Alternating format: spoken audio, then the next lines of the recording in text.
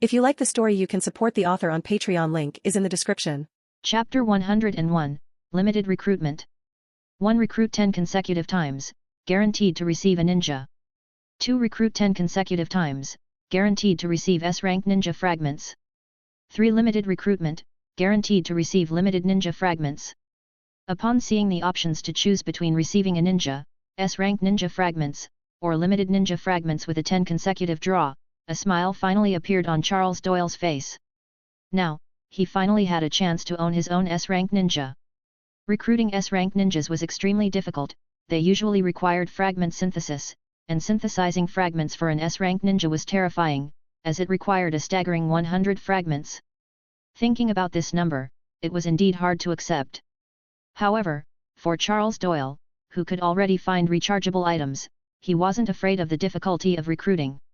He was more afraid that it wouldn't give him the opportunity. In the universe, with so many things to acquire, was he worried about not having enough gold coins? Especially with the seemingly endless energy of the Infinity Gems, it might even burst his gold coins. Regarding the upcoming New York battle, Charles Doyle was full of anticipation. On this day, both of Earth's Infinity Gems would appear. It was his best chance to obtain the gems. However, recharging with the Infinity Gems was just Charles's speculation. As for the specific effects of recharging, he would need to experiment with it to find out. Once he confirmed the switch in the 10 consecutive draw rewards, Charles Doyle began to look for the recruitment details. Since even the recruitment background had changed, there must be more recruitment details available. Soon, Charles Doyle discovered a very inconspicuous recruitment details label in the lower left corner of the screen. He clicked on recruitment details. There were 4 rows of ninjas standing side by side. At the top, there was only one ninja's icon, Tsunade, one of the legendary Sunin. However, next to Tsunade's icon wasn't the S-rank ninja symbol found in the game, but rather 4 large characters, limited recruitment. In other words, Tsunade, originally a S-rank ninja, had become a limited ninja, and there was a countdown of 365 days. During this time of the countdown, if Charles Doyle successfully recruited Tsunade, the limited recruitment event would end. Or if he failed to recruit her within a year, the limited recruitment would also conclude. He then looked at the second row. From Boruto, Naruto Next Generations, there were Kurotsuki, F, and other A-rank ninjas. In the third row, B-rank ninjas included Naruto Uzumaki, Hinata Hyuga, Sakura Haruno, Kakashi Hatake, Ino Yamanaka, Tenten, Karui, Hanabi Hyuga, and others from Naruto, Shippuden. In the fourth row, C-rank ninjas included Hanabi Hyuga, Jiraiya, Jirb, Naruto Uzumaki, Ninja Academy, Seikoto Kojoku, Doyle, Kandari Tameki, Hinata Hyuga, Fresh Graduate, Naruto Uzumaki, Fresh Graduate, Sakura Haruno, Fresh Graduate, Irika Umino, Shizune, Suzuki Uchiha, and Tenten. As Charles looked at the 4 rows of ninjas, he realized that there seemed to be quite a few female ninjas available for recruitment. However, among them were also powerful ninjas, from Tsunade to F, and even the Tsuchikage, Kurotsuki. B-rank ninjas are all of elite Jounin or Jounin level strength, and even the weakest C-rank ninjas include some lower level ninja with strengths comparable to special Jounin. Charles was quite satisfied with the current selection of recruitable members. After looking at the recruitable ninjas, Charles Doyle clicked on the recruitment instructions located nearby. Upon reading the instructions, which mentioned that the recruitable ninjas would be updated with specific recruitment ninja updates, Charles knew that he would never run out of ninjas. It seemed that with energy recharge, his golden finger was gradually being completed. Currently, what Charles lacked were the treasures that could be used for recharging. Thinking of treasures, Charles rubbed his chin. Aside from the dragon bones, could Tony Stark's arc reactor be used for recharging? He had to find an opportunity to try it out. But thinking about how he had rescued Tony Stark without experimenting with that thing, it was a bit regrettable. Touching it? Touching Tony's chest? Charles shivered at the thought. Maybe it's better if I don't touch it. Next time, I can go to their building and take a look at that giant reactor. Last time, Tony gave Parker so much high-end dog food, maybe I can bring Parker to see Tony. But the cost of an arc reactor must be quite expensive, right?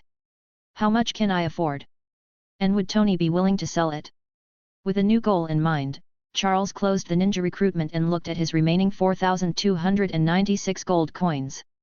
He decided to top up a bit more because, based on his understanding of the Leaf Village, it was best to recruit limited ninjas with a large amount of gold coins in one go.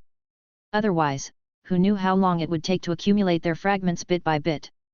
Thinking about completing the system, Charles had high hopes for the existence of a shop in the system. He hoped that when the system was updated again, it would include a ninja shop and ninja fragments. Exiting the system interface, Charles's consciousness returned to the real world. He glanced at the night sky outside the window and realized it was already nighttime. He walked out of his room and headed to the common area downstairs. There, he saw everyone sitting together, having dinner. Charles Doyle asked, "Hey, guys, you didn't even call your boss for dinner." Charles walked over and saw that there were empty seats next to Ginny and Shizune. Without any hesitation, he sat down next to Shizune. Seeing Charles sit down next to Shizune without hesitation, Ginny's eyes flickered for a moment. Then she said, "Boss, you've been sleeping since you came back. I knocked on your door before dinner. All right, I forgive you." As they talked, Charles picked up a slice of pizza from the table and began to eat. "Well, it tastes pretty good." Soon, Charles joined the dinner party, chatting and laughing with everyone. During the meal, no one mentioned what had happened at the construction site that day. After dinner, Charles spoke up, "Let's go to the meeting room. There are some things we need to discuss." With that, Charles Doyle stood up first and headed towards the meeting room. The other 5 followed suit. Once everyone was seated in the meeting room, Charles began, "Shizune, I assume you now have a general understanding of this place after spending the afternoon here." Shizune nodded and replied, "Lord Charles, I have gained a basic understanding of this place, but there are still many differences, and I need to learn and adapt further." Charles wasn't surprised by Shizune's response since the system didn't provide full knowledge about this world, except for language. Everything else needed to be learned from scratch. "Irika, tomorrow, take Shizune to the Continental Hotel. Prepare a completely new identity for her." Chapter 102, Orphanage. After resolving the issue of Shizune's identity, Charles Doyle continued, "Shizune, you are a medical ninja. Besides offensive skills, can you use medical ninjutsu?" Although Charles knew that the summoned ninjas retained their own memories, it seemed that they could only use the body replacement technique and their 3 default skills, as well as basic physical attacks. Ordinary ninjas' basic attacks did not include ninjutsu. The only exception was the body replacement technique, which had been significantly enhanced from a normal skill to an extraordinary one in the mobile game. Hearing Charles's question, Shizune thought for a moment, then extended her hands. In the next moment, a chakra scalpel was condensed and then dissipated. Shizune then tried to use the mystical palm jutsu but failed. She attempted the healing jutsu and the multiple shadow clone jutsu, but none of them worked. Even the transformation jutsu and the mirage jutsu were ineffective. Shizune looked somewhat frustrated as she said, "I gained 2 new ninjutsu, the body flicker technique, mystical and the body flicker technique, furious, but I can't use the jutsu I originally knew, such as the mystical palm jutsu or the healing jutsu. My medical ninjutsu abilities have been greatly reduced. I can only use the chakra scalpel. But I still have knowledge of pharmacology, medicine, surgery, poisons, and other related fields, which I can use." Hearing Shizune's words, Charles Doyle noticed a key detail and then said, "Are you saying that you can directly use the body flicker technique, mystical and the body flicker technique, furious?" "Yes, with these 2 new jutsu skills, I can create ninja scrolls on my own and use them directly." Hearing Shizune's reply, Charles paused. He had obtained these 2 secret technique scrolls but never used them because his enemies had been too weak. He had always assumed that it was similar to the game. He didn't expect that he could operate it this way.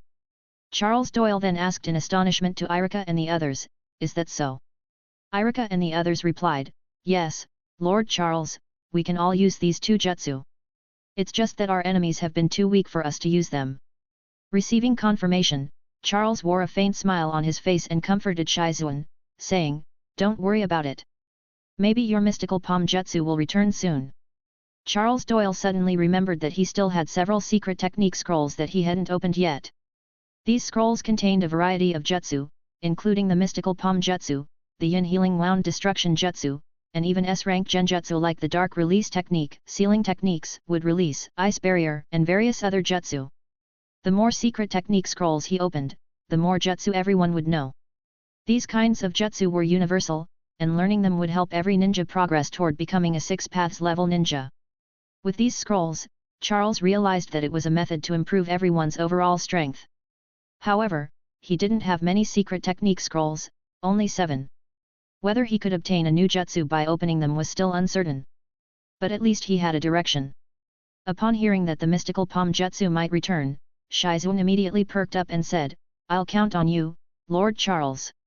Charles nodded and continued, "Shizune, as a medical ninja, you will be responsible for medical matters here. You will be in charge of the wax baths and medical-related tasks. If you need anything, just inform Ginny, and she'll handle the procedure. Besides the recovery room, we'll also set up a medical laboratory for you to manage. You can also learn more about the medical techniques and medical equipment here. Perhaps, you'll make new discoveries. As for your accommodation, there are vacant rooms upstairs. You can choose one for your temporary bedroom."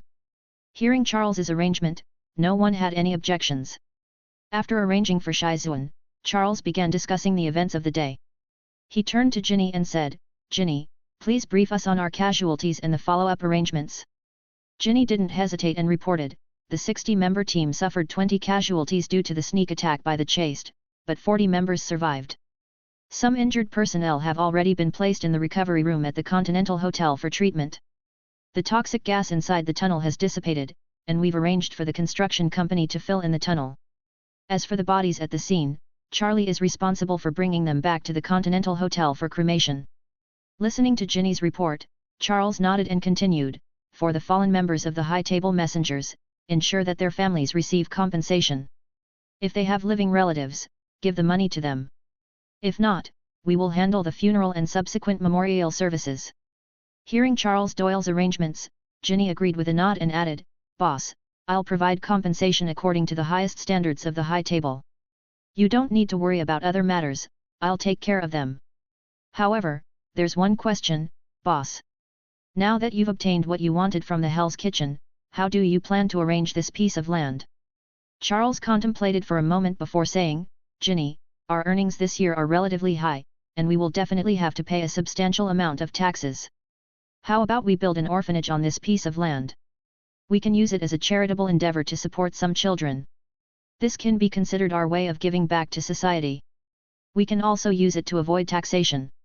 Hearing Charles's instructions, the people present couldn't help but feel a mixture of emotions. Everyone there could be considered part of such groups themselves.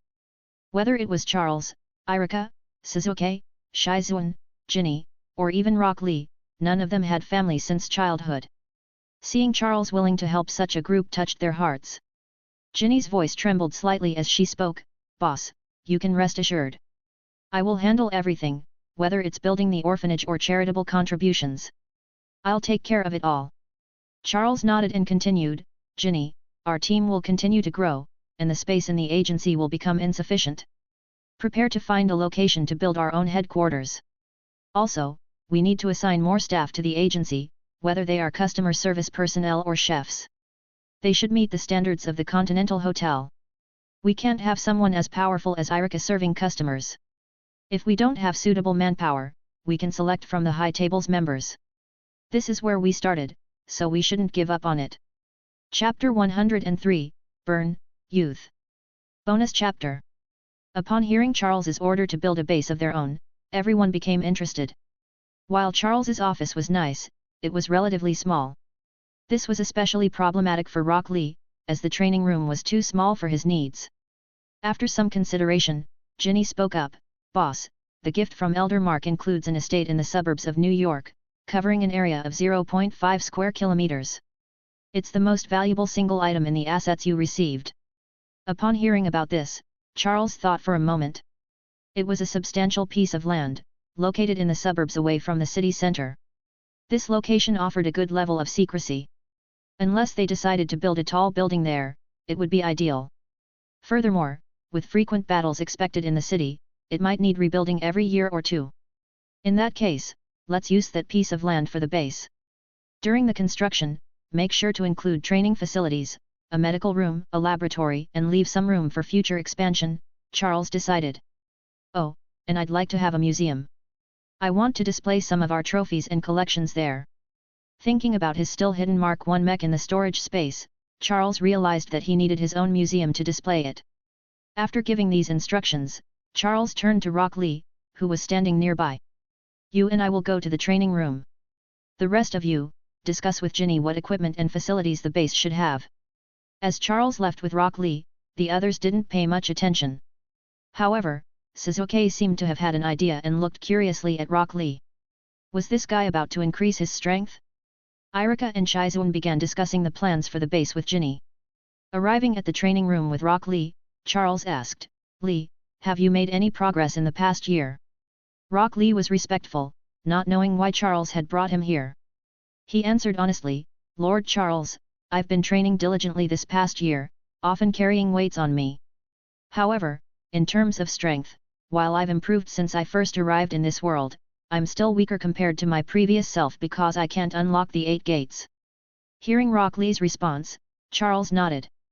Rock Lee had indeed made progress, but he couldn't compare to his previous self who could unlock the 8 gates. The summoned Rock Lee was the version from a year after graduating from the Ninja Academy, who should have been able to unlock the first gate.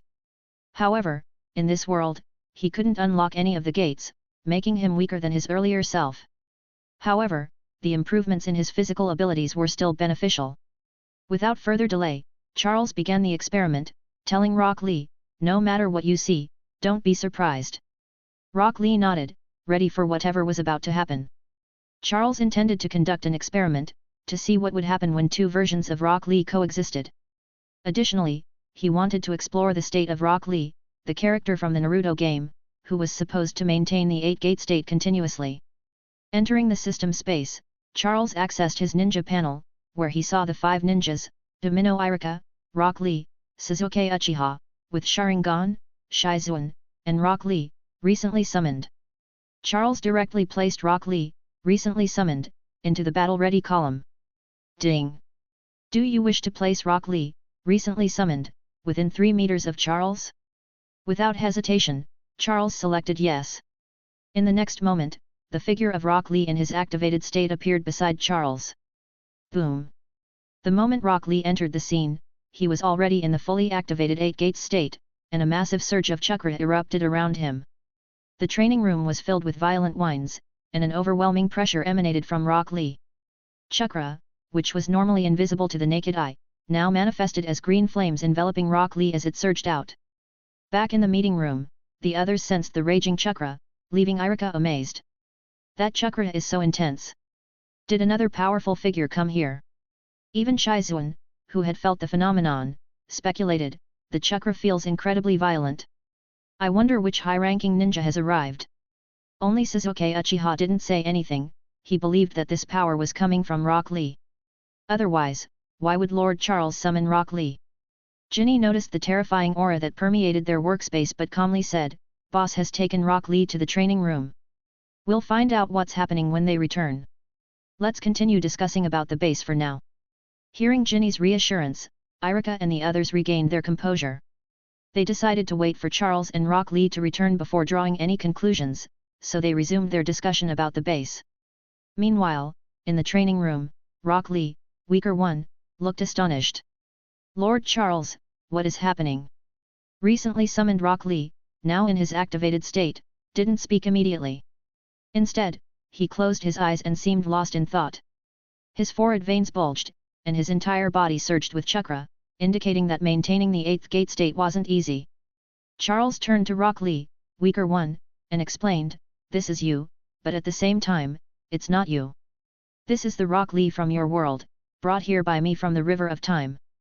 Charles believed that the system's power ultimately stemmed from himself, as the system was his possession. Thus, the abilities within the system could also be considered his. Rock Lee, stronger one, currently absorbed in memory absorption, finally spoke, Lord Charles. Seeing Rock Lee in his activated 8-gate state, Charles asked, Rock Lee, will you stay in this state permanently?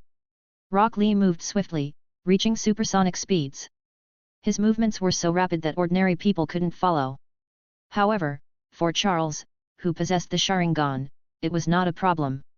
After some simple movements, Rock Lee opened his mouth and explained, Lord Charles, my current state is continuously active. I don't know the exact reason, but I am stuck in this state and cannot deactivate the 8th gates. Hearing that Rock Lee was stuck in this state, Charles was amazed. This meant that Rock Lee could maintain his strongest state indefinitely. He was not just an average jounin, he was even more powerful. He might even be stronger than an elite jounin. With Rock Lee maintaining the 8-gate state, there was no need for the injury exchange that usually occurred when using the 8 gates technique.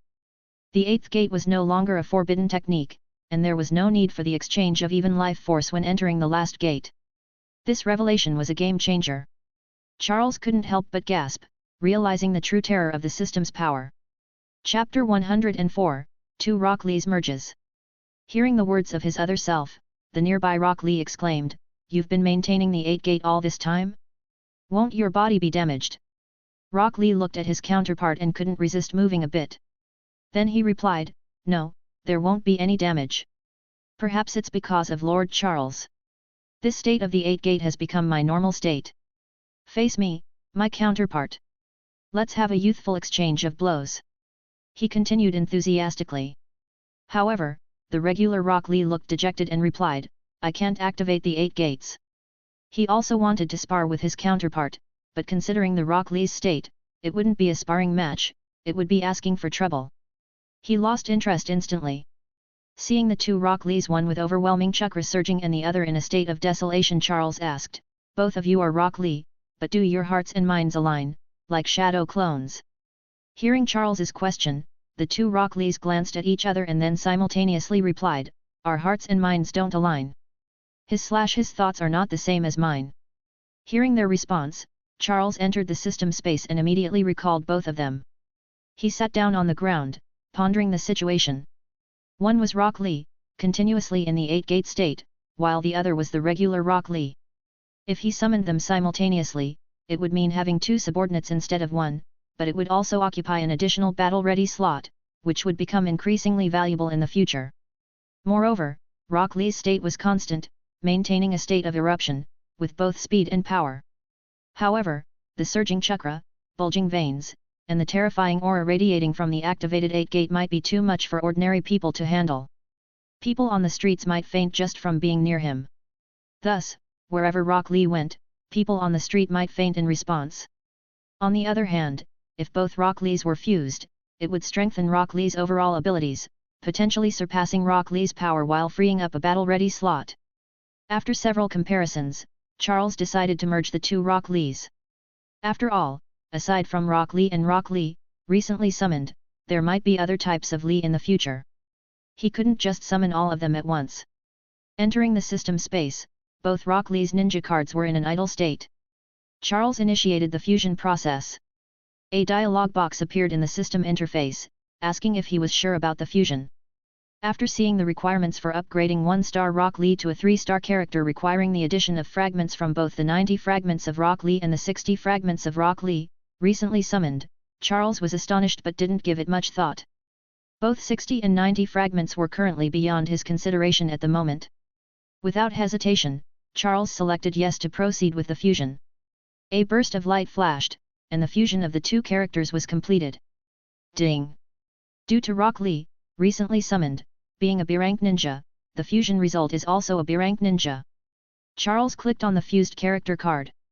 The name of the ninja had changed slightly to B-rank Rock Lee, can activate the 8th gate state, and the number of skills had increased from 3 to 6. Apart from the requirements for upgrading stars that has increased, what concerned Charles more was whether Rock Lee's 8th gate state could be maintained continuously. Returning to the battle-ready column, Charles placed the newly fused Rock Lee in it. Ding! Do you want to place Rock Lee in the same position as before or within 3 meters of Charles?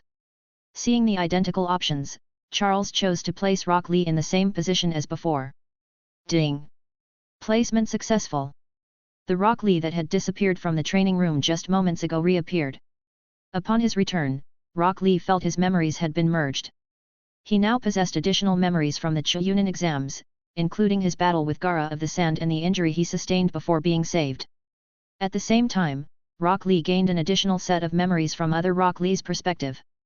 Feeling the power surging within his body, Rock Lee clenched his fists tightly and shouted, "8th gate, gate of opening, open."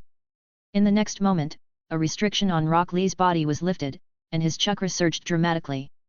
Feeling the power coursing through him, he continued, Gate of Rest, open. Gate of Life, open. Gate of Pain, open. Gate of Limit, open. Rock Lee slowly activated from the first gate to the fifth gate, and his overwhelming aura burst forth once again. This time, Rock Lee's aura was even more ferocious than when he was in the other Rock Lee state, and the green chakra emanating from him was more abundant. Observing Rock Lee during this experiment, Charles asked, Lee, how do you feel? Can you maintain the 8-gate state indefinitely? Are there any adverse effects on your body from prolonged usage? Having felt the opening of the 8 gates, and not closing it afterward, Rock Lee replied, Lord Charles, I can indeed maintain the state of 8 gates. As long as I don't release it, I can stay in this state continuously, and it won't harm my body. Hearing Rock Lee's response, Charles wore a satisfied smile. This result pleased him greatly. Rock Lee, who could maintain the 8-gate state continuously, was the strongest version of Rock Lee. Lee, make sure to use this power regularly. You haven't activated the 8th gates for over a year now, so get accustomed to your newfound strength. Remember my previous advice. Although we haven't encountered powerful enemies in this world yet, our current strength is still considered weak. Don't become complacent. Charles cautioned. After deactivating the 8th gates, Rock Lee found that he felt perfectly fine. He realized that his physical abilities had improved significantly compared to earlier, and he was now stronger than he had been when he first arrived in this world. Rock Lee then bowed deeply and said, Thank you, Lord Charles. Please rest assured, I will quickly familiarize myself with my current strength, surpass my current self, and use this power to protect everyone. This is my youth. Seeing Rock Lee's burning passion, Charles nodded in satisfaction. He couldn't help but wonder if Suzuk would be shocked the next time he sparred with Rock Lee, who had suddenly risen to prominence. After all, for the past year, Rock Lee had been living in Sasuke's shadow, and this unexpected change might catch him off guard. Charles found the idea amusing but ultimately decided to let things unfold naturally. As the leader, deliberately orchestrating such situations might not be the best course of action. After giving a few more instructions, Charles left the training room, allowing Rock Lee to familiarize himself with his newfound power. Chapter 105, Confident Tony. Shortly after Charles left the training room, Ginny and the others, having roughly finalized the framework for the base's construction, dispersed. However, Suzuk Uchiha arrived at the training room. Seeing Rock Lee, who was in the process of reacquainting himself with his newfound power, Sasuke's interest was piqued. He approached Rock Lee and engaged in a sparring match, but the outcome remained uncertain. In the process, they ended up causing quite a bit of damage to the training room. The night passed without further incident. Charles was awakened by Ginny's knocking on the door the next morning. The first thing Charles did upon waking up was to access the system and sign in. Ding! Sign in successful. Reward, 2 secret scrolls of ninjutsu. Upgrade to VIP level 9 for double rewards. Seeing the words VIP level 9 and double rewards on the sign-in page, Charles couldn't help but twitch his mouth. It seemed that he could only rely on the doubled rewards during the beginning of the month. Fortunately, he would be able to claim the doubled rewards for VIP levels 1 to 3. Opening the door, Charles saw Ginny waiting outside and asked curiously, What's going on, Ginny? Boss, didn't you say last night that we didn't ask you for meals? It's time for breakfast now. Ginny replied. Hearing Ginny's words, Charles smiled and responded, All right, you go ahead, I'll join you shortly. After seeing Ginny leave, Charles freshened up in his room and then made his way to the dining area. Finding an empty seat, he looked at the bread, scrambled eggs, bacon, and milk in front of him and asked curiously, Wow, whose culinary skills are these? Could it be you, Ginny? As he spoke, Charles picked up 2 slices of bread and made a sandwich with the scrambled eggs and bacon. He took a bite and found it quite tasty. Charles gave a thumbs up to Ginny with a smile and praised, Ginny, you've got great culinary skills. Ginny, receiving Charles's praise, smiled, while the others silently enjoyed their breakfast. Charles briefly complimented Ginny and continued, However, let's leave these minor tasks to specialized personnel in the future. You are all my right-hand men. Spending time on such matters would be a waste of your talents. After breakfast, Charles summoned Parker and asked, Hey, Parker, did you receive all the gifts that Tony Stark sent? Parker tilted his head and looked at Charles, then replied, Lord Charles, I've already transported all the gifts to the summoning world. I have to say, those items will make a great offering for the Tooth Festival. It's just a pity that they lack energy. Charles chuckled and said, Parker, finding items in this world that contain energy is not easy, especially ones that can be consumed. Such things are rare. Come on, Parker, today we'll go and meet this dog enthusiast. Charles took out his phone and found Tony's private number. This was the first time Charles had dialed it since acquiring Tony's contact information. Meanwhile, Tony Stark was in his laboratory, busy constructing his leg armor. He was welding some small components while scolding himself, You idiot, don't move. Just as he completed the leg armor, J.A.R.V.I.S.'s voice echoed in the room, Sir, you have a private call from Charles Doyle. Tony stretched his neck for a moment and instructed, Jarvis, take the call. On the other end of the line, seeing the call connecting, Charles spoke directly, Hey, Tony. Looking at the image of Charles Doyle displayed on the virtual screen in front of him, Tony replied, Hey, buddy. It's been almost a month. I'm surprised you thought of contacting me. On the other end of the phone, Charles Doyle smiled. If it were anyone else who had Tony's contact information, they would probably rush over to flatter him, but Charles didn't have that habit. Tony, thanks for the gifts you sent to Parker. He really likes them. Come on, Parker, say hello to Tony. Mr. Tony, good morning. Thank you for the gifts. Hearing Parker's voice, Tony immediately thought of the mysterious ninja dog. His brain started working overtime, and he put down his work, saying, Charles, why did you contact me? How about you come to my lab? I've got something new that you and Parker might want to see. For Tony Stark, his latest creation needed to be kept confidential from others. However, he didn't need to hide it from Charles Doyle, who had also saved him and had seen Mark I. Charles secretly thought, as expected, the allure of ninja dogs is still strong for Tony. He then smiled and replied, Tony, let's meet at Stark Industries first. If you have something else to show us afterward, we can visit your lab. In fact, Charles Doyle wanted to check out that massive arc reactor to see if it could be used for recharging. If it worked, he might consider the cost of obtaining one for himself. Hearing Charles Doyle's response, Tony was unsure what he was up to but agreed, Okay, let's meet at the entrance of Stark Industries. Don't forget to bring Parker. Alright, Tony. We'll meet at your company's entrance. Without a guide, Charles wouldn't be able to see the giant arc reactor. After all, he didn't want to be misunderstood as someone with ulterior motives by placing his hand on Tony's chest to test the recharging capabilities of the reactor. He wasn't gay, and he didn't want others to get the wrong idea. After ending the call with Tony Stark, Charles hung up and, with Parker, went to the garage, got in his car, and drove in the direction of Stark Industries. On the other side, Tony Stark, after finishing the call, decided to take a break and clear his mind before continuing with his research. Ninja dogs, Parker, and summoning jutsus. I wonder how many of these extraordinary ninjas like Charles Doyle are out there. Perhaps the world isn't as simple as I imagined. This guy even opened a ninja agency. Maybe I can assign him a mission to protect me with ninja dogs. With a great idea in mind, Tony Stark wore a confident smile and looked forward to the upcoming meeting. After getting dressed, Tony left his lab and headed to the underground garage.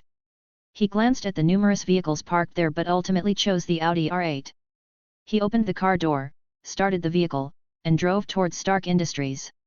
Chapter 106, Unavoidable. Driving his own car, Charles Doyle quickly arrived outside the Stark Industries building. At the same time, Tony also arrived by car and saw Charles getting out of the Mercedes. Approaching Charles, Tony said, Charles, your Mercedes is nice, very collectible. But you should try out the new models. I think Audi cars are not bad. After saying that, Tony pointed to his own R8 parked nearby. Charles patted Tony on the shoulder and smiled, Tony, I'll consider your suggestion. Tony shrugged and didn't dwell on the topic. Instead, he squatted down and patted Parker's head, greeting him, long time no see, Parker. Parker stared at Tony Stark but didn't speak, just nodding his head in acknowledgement. Seeing that Parker didn't respond, Tony was a bit surprised. He looked around at the people who had gathered nearby and decided not to make an issue out of it.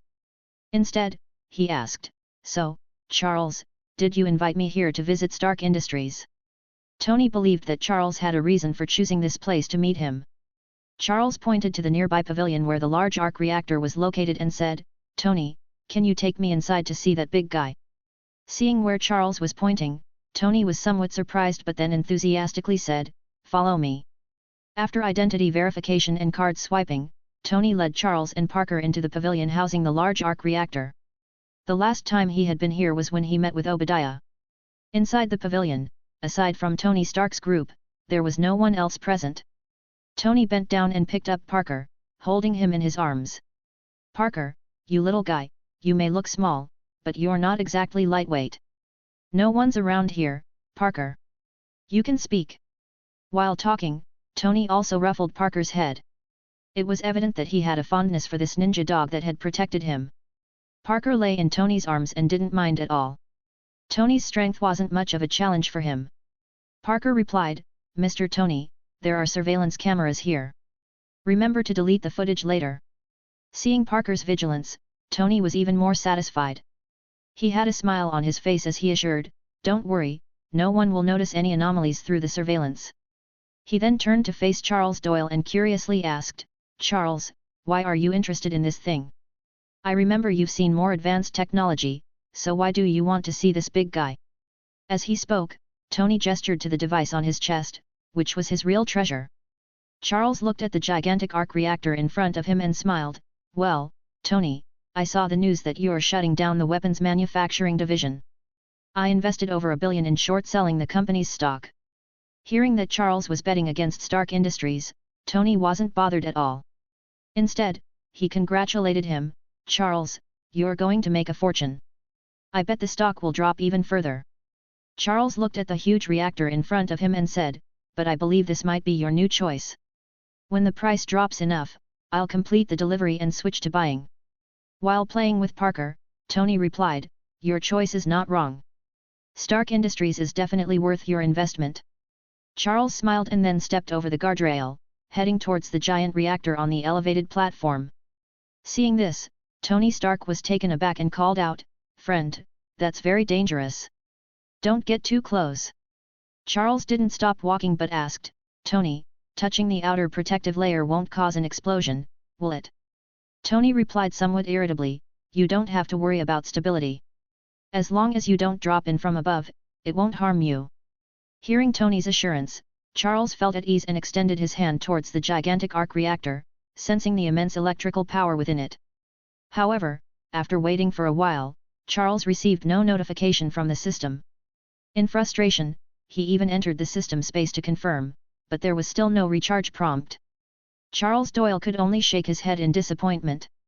It seemed that using the arc reactor for recharging was not a possibility. Tony asked with curiosity when he saw Charles shaking his head, what's wrong? Charles came back to Tony's side and smiled, nothing, I'm done here. Tony, you mentioned having a new invention. Let's go to your lab and check it out. Seeing that Charles didn't explain further, Tony didn't press the issue.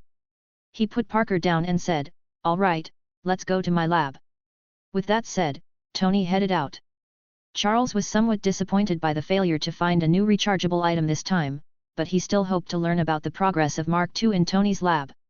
It was a consolation prize of sorts. Leaving Stark Industries, the two of them drove to Tony's beachfront villa. Meanwhile, Obadiah, who was in his office, had just received news about Tony taking a friend to visit the giant reactor. Before he could rush over, he received another message that Tony and his friend had already left. Obadiah's expression darkened as he realized that Tony had brought a stranger to visit. He immediately picked up the phone and ordered, I need to know who Tony brought with him to visit. I want all the information on that person. After giving his orders to his subordinates, Obadiah returned to his office, his expression changing from moment to moment. He had instructed Tony to keep a low profile.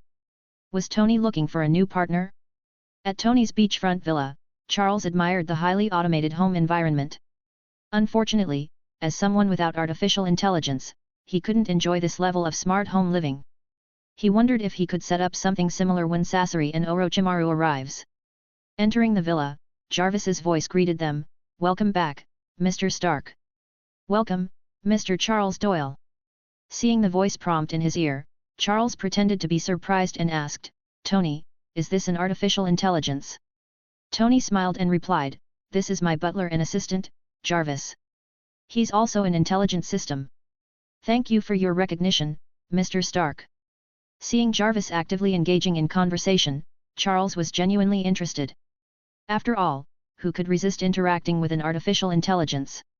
Just like Tony couldn't resist Parker. Chapter 107, A Generous Offer. After briefly experiencing the smart features of Tony Stark's villa, Charles couldn't help but admire the advanced technology. Tony, with Charles and Parker curiously observing their surroundings, headed straight to the underground laboratory. Upon arriving in the lab, Charles couldn't help but take in the chaotic scene. He also noticed a mechanical leg on one of the workbenches, sparking his curiosity about the progress of Tony's Mark II. Tony made his way to the virtual control console and asked, Charles, have you managed to assemble my old Mark I suit? Charles sighed and replied, Tony, I don't have skilled mechanics at my disposal. Your Mark I is still just a pile of parts. Hearing that it was still in pieces, Tony expressed his regret, saying, that's a shame, it's my first suit and has some collecting value. But if you'd like, you can give it to me.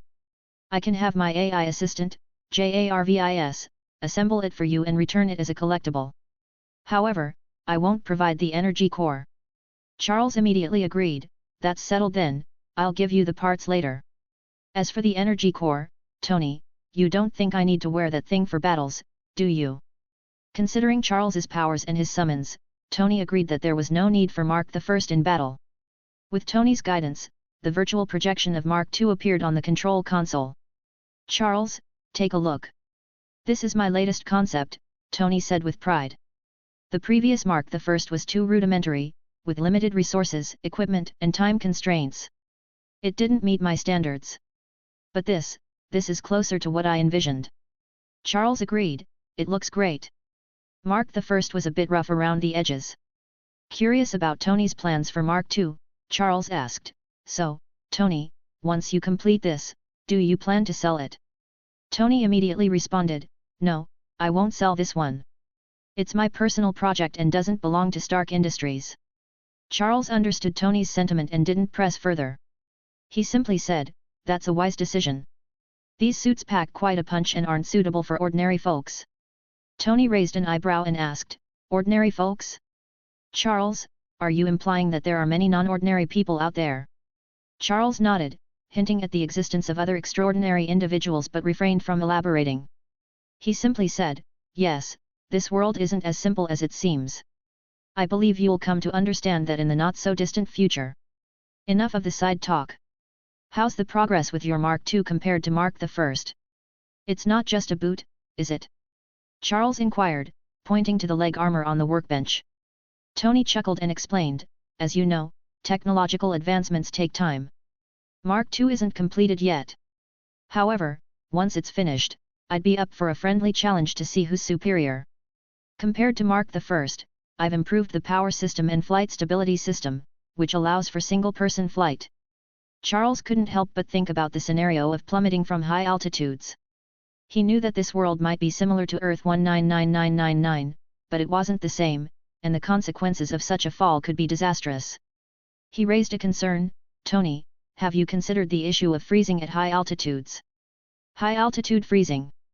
Tony paused for a moment, realizing he hadn't thought about it. Charles elaborated, yes, high-altitude freezing. You might want to consider adding some titanium alloy to the armor during the Mark II construction to prevent it from freezing. Imagine flying at high altitudes, and the armor ices up, causing equipment malfunctions and short circuits. You'd end up free-falling from 10 kilometers up, and the impact, even on a sandy surface like before, could turn you into a pancake. Tony shivered at the thought and said, thank you for the reminder, I can't even imagine that scenario. Charles didn't dwell on it further and moved on to his departure. He said, Tony, if there's nothing else, I'll be heading back. However, Tony hesitated for a moment and then said, Charles, I actually have something I'd like to ask you. I'd like to propose a next commission to have Parker protect me for a month. What do you think? Parker was taken aback by this sudden request. He hadn't expected such a warm welcome and a dedicated commission from this guy, which was quite unusual when he was in the Leaf Village. Charles asked Parker, What do you think, Parker? With both Charles and Tony looking at him, Parker raised his head and said, Lord Charles, I'll follow your command. I have no objections. Charles nodded and accepted Tony's offer, saying, All right, Tony, I'll accept your commission. However, the fee won't be low. After all, a month is quite long. Tony replied confidently, Charles, do you think I'm short on money? Let's make it a flat fee of $10 million. Charles shrugged, realizing that Tony had money to spare, and agreed, Fine, Tony, I accept your commission. Parker will be responsible for your safety for the next month. Charles immediately purchased a blank mission scroll from the system store, wrote down all the mission details, and handed it to Tony. He said, Sign it and make the payment. Parker will take care of your security for the next month. Tony didn't waste any time and signed the scroll, instructing Jarvis to transfer $10 million to Charles's agency's account. Charles took the mission scroll and tossed it into the mission hall.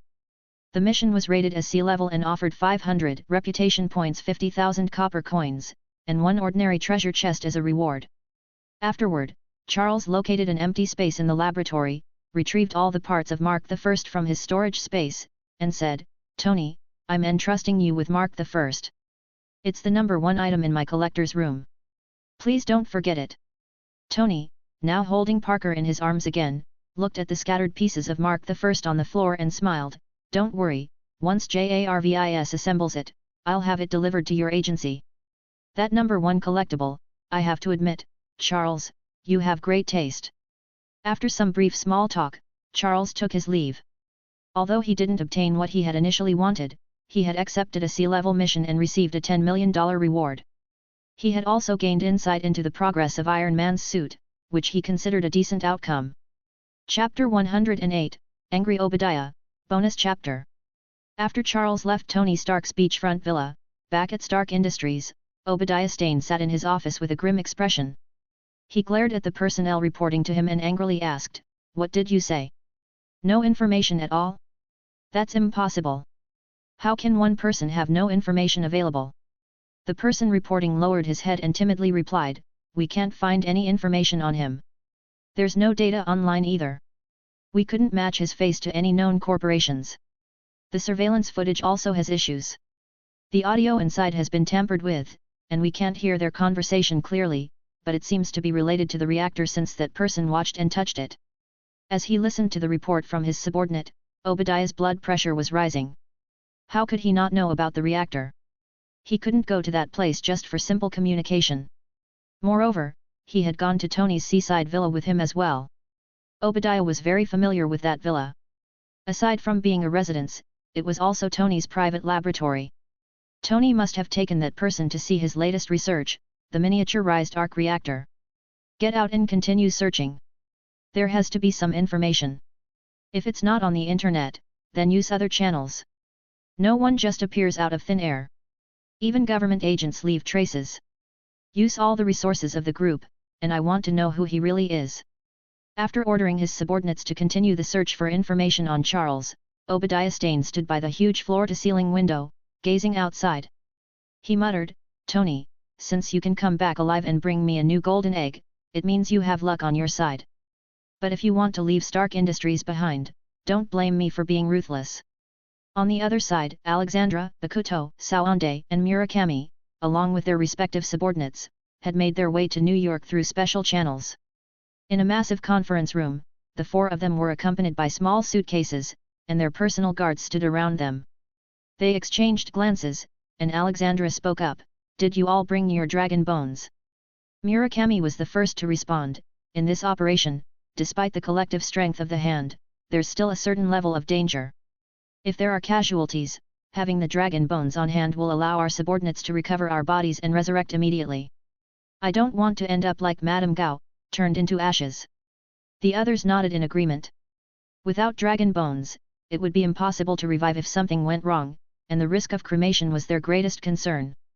Alexandra saw everyone's determination and continued, Based on the information we've gathered, 1 week ago, Charles Doyle purchased a piece of land in Hell's Kitchen and started excavation work. During this time, a minor earthquake occurred at that construction site.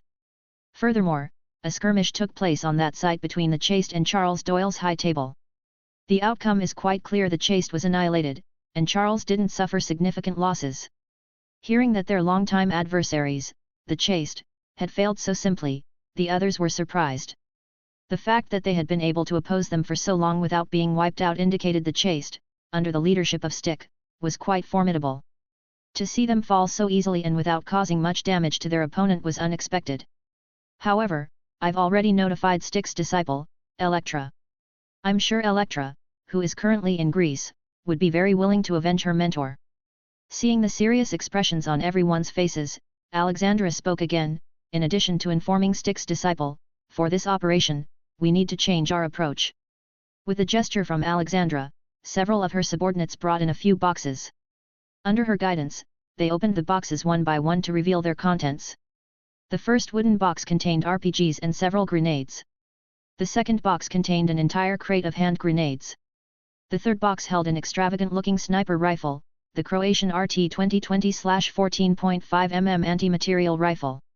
The fourth box contained a Gatling machine gun, the M134, along with a box of ammunition. Gentlemen, times have changed. Dealing with certain individuals can no longer be done by sending a few ninjas armed with short swords and shurikens for assassinations. Even standard handguns and assault rifles don't provide enough firepower. During the Hell's Kitchen battle, there were sounds of firearms and grenade explosions on the scene. In that case, we need more powerful weapons to completely destroy Charles Doyle and his agency. Hearing Alexandra's confident words, Bakuto exclaimed, "Are you planning to start a war with these weapons? These weapons might be effective if used in Hell's Kitchen, where we could hide the evidence. But Charles's agency is in Queens. Do you really think the New York government will turn a blind eye when you use heavy weaponry there?" Listening to Bakuto's concerns, Murakami and Saand pondered for a moment before nodding. Murakami said, "Alexandra, that place is not a war zone after all." In response to their advice, Alexandra wore a confident smile and replied, "No need to worry. I've already arranged everything. Someone will seal off Forest Hills, 71st Avenue in Queens for us. After midnight, that area will be ours. As long as we withdraw before daybreak and clear all traces, this won't have any impact on us. As for the price I paid, it was Madame Gao's position. The other party will become another one of our fingers. Of course, the benefits we gain won't be limited to this. We'll have the support of all of America and even more countries and regions. This is part of our cooperation. I assume no one objects to this deal." Hearing Alexandra's words, Murakami spoke up, "If you want to join us and become one of the Five Fingers, it's not impossible. But you need to tell us who you have in mind to replace Madame Gao. Alexandra, if you want someone to take Madame Gao's position, it requires the unanimous agreement of our entire group." Chapter 109, Times Have Changed. At this moment, a fully armed warrior entered, and although his face was covered with a mask, it couldn't hide his arrogant demeanor.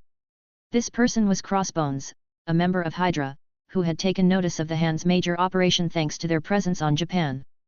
The information had been reported to Alexander Pierce. For Pierce, the opportunity to take control of an organization with a history spanning several centuries was a tempting one. The cost was minimal, involving nothing more than a street blockade and some official cover. He gladly accepted. Crossbones approached the group, his face dripping with disdain. "I'm not the one who will be entering the Hand. After you deal with this matter, someone else will contact you. As for your operation, we won't interfere, but will ensure the blockade is in place for 5 hours. If you can't resolve your enemies within 5 hours, your organization won't be worth our support." After delivering his message, Crossbones wasted no time and left. He had other roles to fulfill, after all. Hearing Crossbones' arrogant words and his swift departure, the three Hand members exchanged glances. They looked to Alexandra, hoping for an explanation. With all eyes on him, Alexandra slowly spoke, "Hail Hydra!" Hearing the familiar slogan, the three members were left with no choice but to follow suit. Hail Hydra! Although they were reluctant to be led by Alexandra into this situation, they realized that they were no virtuous organization themselves. Plus, they now knew the secret of Hydra's existence. If they didn't join, they could end up eliminated. Seeing everyone shouting Hail Hydra together, a smile appeared on Alexandra's face. He then continued, "Now, let's distribute the battle plan. In this battle, our goal is not only to eliminate Charles Doyle but also to destroy the Continental Hotel in New York, seeking vengeance for our members who died at their hands. I suggest we split into 2 teams. One team will accompany me to eliminate Charles Doyle, while the other team will storm the Continental Hotel. We want the High Table to know that messing with the hand comes at a price. After announcing the battle plan, Alexandra discussed the details with the group. Once the meeting was over, they only had to wait until midnight to take action. Charles's agency. Upon returning to his agency, Charles Doyle was intercepted by Ginny, who began to report on recent developments. Sitting down in the conference room, Charles looked at Ginny, who was dressed professionally, and said, somewhat resigned, "Ginny, what has happened now?" Ginny held a folder in her hand and replied, "Boss, it has been over a month since you sent John Wick, Cross, and Wesley on their mission. They have thoroughly resolved the situation there and no longer need to stay long-term. They will return to New York in about 3 days to report to you. They will also bring back the earnings from this past month." Listening to Ginny's report, Charles thought of the 3 people he had sent out. He hadn't expected to settle the first batch of earnings from the wax baths so soon. "Ginny, arrange for some people to go to the airport to welcome our adjudicators back home when the time comes." Ginny nodded in acknowledgement and continued, "Boss, there's something special that Wesley, who is responsible for the Continental Hotel in Moscow, would like to report to you." Upon hearing that Wesley, the son of Cross, had something to report, Charles became curious. He took out his phone and dialed Wesley's number right in front of Ginny. In Moscow, Wesley heard his phone ring and immediately picked it up when he saw it was his boss, Charles Doyle. "Wesley, what's going on? I heard from Ginny that you have something to report to me." On the other end of the phone, Wesley, standing beside a drunk Russian man, began to speak, "Boss, I've found a mechanical genius here in Russia, and I believe it's necessary to recommend him to you." Charles was curious about the mechanical genius Wesley wanted to recommend and asked, "What kind of mechanical genius is he, and what's his name?" Ginny, who was also curious about Wesley's supposed report, blinked her eyes rapidly as she watched Charles make the call. "Boss, his name is Ivan Vanko, and he's Russian." Initially, Charles was casually curious about the mechanical genius Wesley mentioned, wondering if this young man had been fooled by someone over there. He wasn't underestimating Wesley, but given Wesley's background and his mediocre life over the past 20 years, being deceived was not impossible.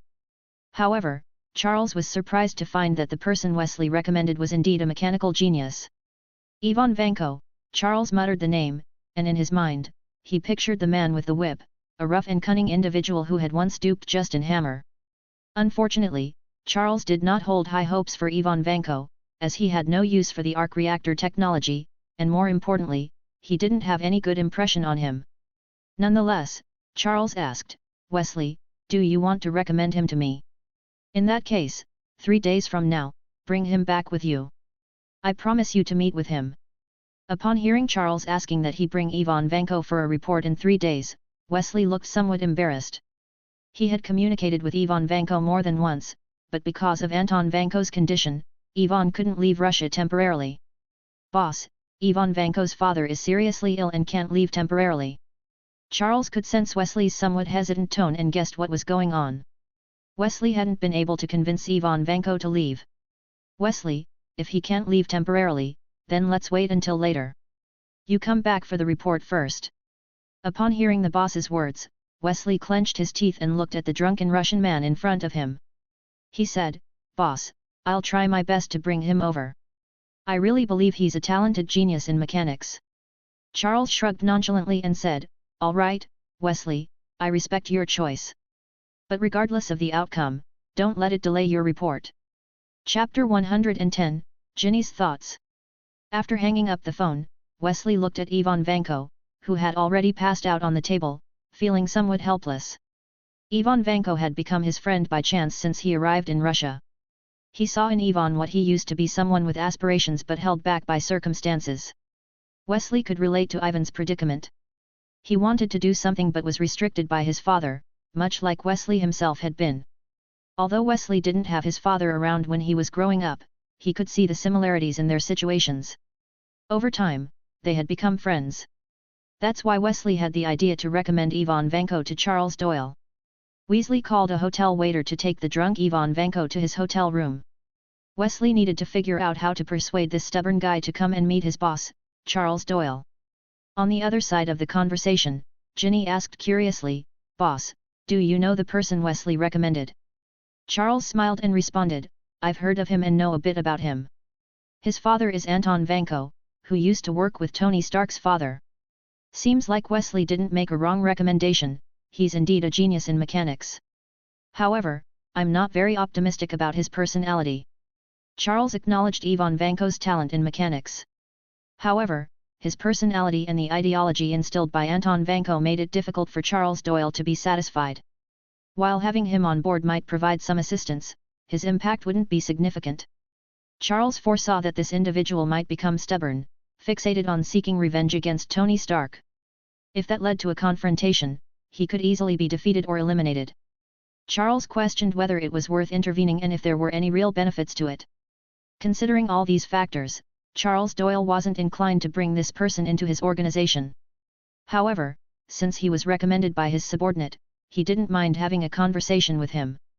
If there was still hope, he might consider recruiting him.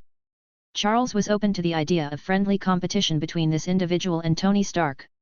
However, if the person insisted on a one-track-minded pursuit of vengeance against Tony, Charles preferred not to get involved. He would rather leave him to cause trouble for Justin Hammer. Ginny nodded, understanding Charles's concerns. She believed that with Charles's personal charm, he could get this Russian mechanical genius to cooperate. Thinking about the people he had recruited so far, it's still low in number. Ginny felt the need to expand their group. She wanted to help Charles increase the manpower under his command. Ginny suggested, "Boss, how about I go to Moscow to check out this mechanical genius for you? If he's as good as Wesley says, I can bring him back with Wesley. If not, we can abandon the idea." Charles considered the suggestion and replied, "All right, Ginny, if you want to go, you can leave earlier. The distance to Moscow from here is quite far. You can meet him, and if he's as stubborn as they say, even you might not be able to handle him. But before you leave, transfer the recently received $10 million into my private account. I have plans for it." Ginny smiled and agreed, "Sure, boss, I'll go check it out for you, and I'll arrange for the money to be transferred to your account right away." "Great, go ahead and make the arrangements." With no other matters to attend to, Charles left the meeting room and headed upstairs to his room. As Charles Doyle left the room, Ginny's eyes flickered with a sense of urgency. She could feel the pressure mounting, especially after seeing that the ninja group was growing larger. To ensure her significance and succeed in securing Charles Doyle, Ginny needed more allies. She had to increase her influence within Charles's organization. After all, she didn't possess any magical ninja skills or exceptional medical knowledge. She had to leverage her strengths in other ways. Without hesitation, Ginny immediately arranged for the funds to be transferred and, using her high-ranking position, boarded a private plane bound for Moscow. She intended to assess the mechanical genius personally. Back in his room, Charles Doyle had just rested for a while when he received a notification of a $10 million deposit into his account. He entered his system space and glanced at the meager 1,806,000 copper coins he possessed. Charles decided to recharge his copper coins with $10 million, instantly bringing his balance to 11,806,000 copper coins. With 10 million copper coins at his disposal, Charles accessed the Summoning Beast interface and prepared to upgrade AODA. Examining the interface, Charles saw that AODA was currently at level 20, and the cost to upgrade was 500 reputation points and 50,000 copper coins. Furthermore, each level would require an increasing amount of resources. Charles had 13,650 reputation points, but he was uncertain if it would be enough to upgrade AODA to level 50, which was the maximum level. Nevertheless, he decided to start the upgrade. After spending 13,000 reputation points and nearly 5 million copper coins, Charles successfully upgraded AODA to level 40.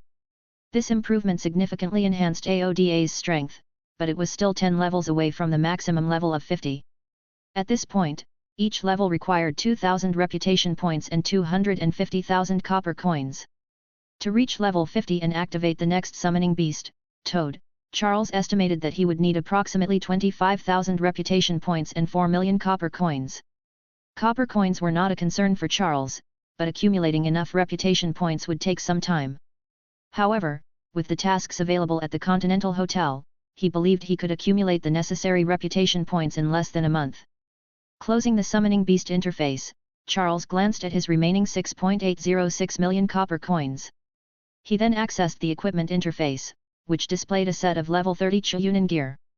The equipment upgrade journey continued as Charles invested all 6.806 million copper coins to upgrade all 6 pieces of Shizune gear from level 30 to level 50. Despite this improvement, he was still 10 levels away from the maximum level of 60, where he could become a Jounin. Charles knew that he would need more copper coins for further upgrades. Nonetheless, he was satisfied with the enhanced defense and attack capabilities the upgraded equipment provided. Although he hadn't tested it yet, he was confident that even small-caliber weapons would have difficulty breaking through his defense. With his copper coins depleted, Charles mused that he would have to transfer more funds for future upgrades. The equipment enhancement had significantly bolstered his power, and he was eager to continue his journey toward becoming a Jounin. Chapter 111, Erica. While Charles Doyle was in the system practice space, experimenting with his latest defense and attack capabilities, he was unaware that the agency had just welcomed a new guest. A figure in red, with an alluring figure, entered the agency without leaving a trace. After entering, she subtly observed everything within the agency. When Erica walked up to the service desk, Irika Umino, in the reception, inquired, "Miss, do you have a request or mission to submit?" Erica, wearing a sweet smile, asked curiously, "I lost something and I wonder if I can file a request here." Hearing that it was a lost item request, Irika felt somewhat disappointed as this would likely be a D-rank mission. However, they were a professional service agency, and they would not reject a client's legitimate request, especially someone like Irika Umino, who came from Konoha. "For a lost item request, we do accept them at Charles's agency, but please note that our prices are not low. If the item is relatively cheap for you or doesn't hold much sentimental value, we don't recommend you to file the request here." Upon hearing Irika's well-intentioned advice, Erica replied earnestly, "Money is not an issue, this item is extremely important to me." Seeing her determination, Irika did not insist further and asked, "Miss, how may I address you?" "Erica." "All right, Miss Erica, please follow me." Irika walked away from the service desk, leading Erica to one of the guest rooms. Once seated in the guest room, Irika took out a blank mission scroll and placed it in front of Erica, saying, "Miss, please tell me the specific details of your request." After a thorough discussion, Erica placed a $100,000 mission order to find a special watch that was very important to her. After signing the mission order, Erica asked somewhat embarrassedly before making the payment, "Could you please tell me where the restroom is?" Irika directed Erica to the restroom. After she left for the restroom, he waited in the lobby. Inside the restroom, Erica, with a swift and delicate movement, began to observe the ventilation duct above her. She then flushed the toilet, creating some noise, and removed the cover from the ventilation opening before entering it. Following the ventilation duct, Erica made her way through it, gaining a rough understanding of the agency's internal structure and the areas the ducts led to. She also found the location where the ventilation duct connected to the outside. With a similar time frame in mind, Erica returned to the restroom. After making some simple adjustments to put back the cover on the ventilation opening, she walked out slowly. "Sir, can I pay by card?" Erica held a bank card in her hand as she approached the counter. Erica took out a POS machine from the counter and gestured to Erica that card payment was accepted. She swiped her card, settled the payment for the mission, and then left Charles's agency with the receipt in hand. As she stepped out of the agency, Erica turned around and gazed deeply at the agency's signboard. She planned to infiltrate the agency tonight at 1 a.m., the time when people were sound asleep, to seek revenge for her master. On this quiet New York night, Forest Hill's 71st Avenue in Queens was neither the Hell's Kitchen, known for its deserted streets at night, nor the safest of affluent areas. However, tonight, the streets were exceptionally quiet, with barely any signs of people after 11 p.m. The Hand's temporary base had already assigned their teams to different attack locations. Alexandra and Murakami were responsible for Charles's agency, while Bakuto and Saand were in charge of the New York Continental Hotel. By the time the Hand's members had assembled, the clock struck midnight. Alexandra glanced at the clock on the wall and ordered, "Let's move." The Hand's members transformed into two groups, heading in different directions. The Bowery King, who controlled all the beggars and homeless people in New York, he received a message as soon as the streets on Forest Hill's 71st Avenue were blocked off. At first, the Bowery King didn't pay much attention, as the government occasionally blocked off streets, and they had often driven the homeless away from the area. However, when he received news that the street where the New York Continental Hotel was located was also sealed off, he immediately sensed that something was amiss. But by then, it was already too late. It was midnight. Charles's agency had closed for the night, and everyone, including Shizune, had returned to their respective rooms to rest. Even Charles Doyle, who usually worked diligently on chakra refining, had stopped at 11 p.m. and gone to sleep like everyone else. At this moment, in an apartment building located approximately a kilometer away from Charles's agency, a sniper had set up a Croatian RT-20 anti-materiel sniper rifle. The target was aimed at the entrance of Charles's agency, ready to attack at any moment. Meanwhile, armored vehicles and 3 armored buses arrived at the entrance of Charles's agency. The sunroof of the armored vehicle was opened, revealing a Gatling M134 machine gun mounted on the roof, pointed directly at the front door of Charles's agency. Alexandra emerged from one of the buses, followed by heavily armed personnel wearing bulletproof vests and helmets. They were fully equipped for combat, and behind them, a group of 30 heavily armed individuals also dressed in tactical gear followed. These 30 individuals appeared to be an elite squad, fully equipped with night vision goggles, flashlights, assault rifles, handguns, grenades, and tactical knives. They exuded an aura of professionalism and readiness. Murakami, on the other hand, disembarked from another bus with 30 trained ninja. Each one of them had bulging muscles and carried weapons such as chains, sickles, short swords, and were experts in close combat assassinations. Finally, the third bus opened, revealing ordinary hand members. Although they were labeled as ordinary, they were only relatively less specialized compared to the personnel in the other 2 buses. They were still well equipped with firearms, tactical vests, and bulletproof clothing, giving off a formidable impression. With all the personnel assembled, Alexandra waved her hand to signal the attack. A hand member retrieved an RPG rocket from an arms crate, loaded it, and aimed it at Charles's agency. Then pulled the trigger. Swish! The grenade, with its tail flame, rushed towards the building of Charles's agency. Boom! A thunderous explosion instantly rocked the entire block, cars parked on the street started blaring alarms, and the shockwave surged through the area.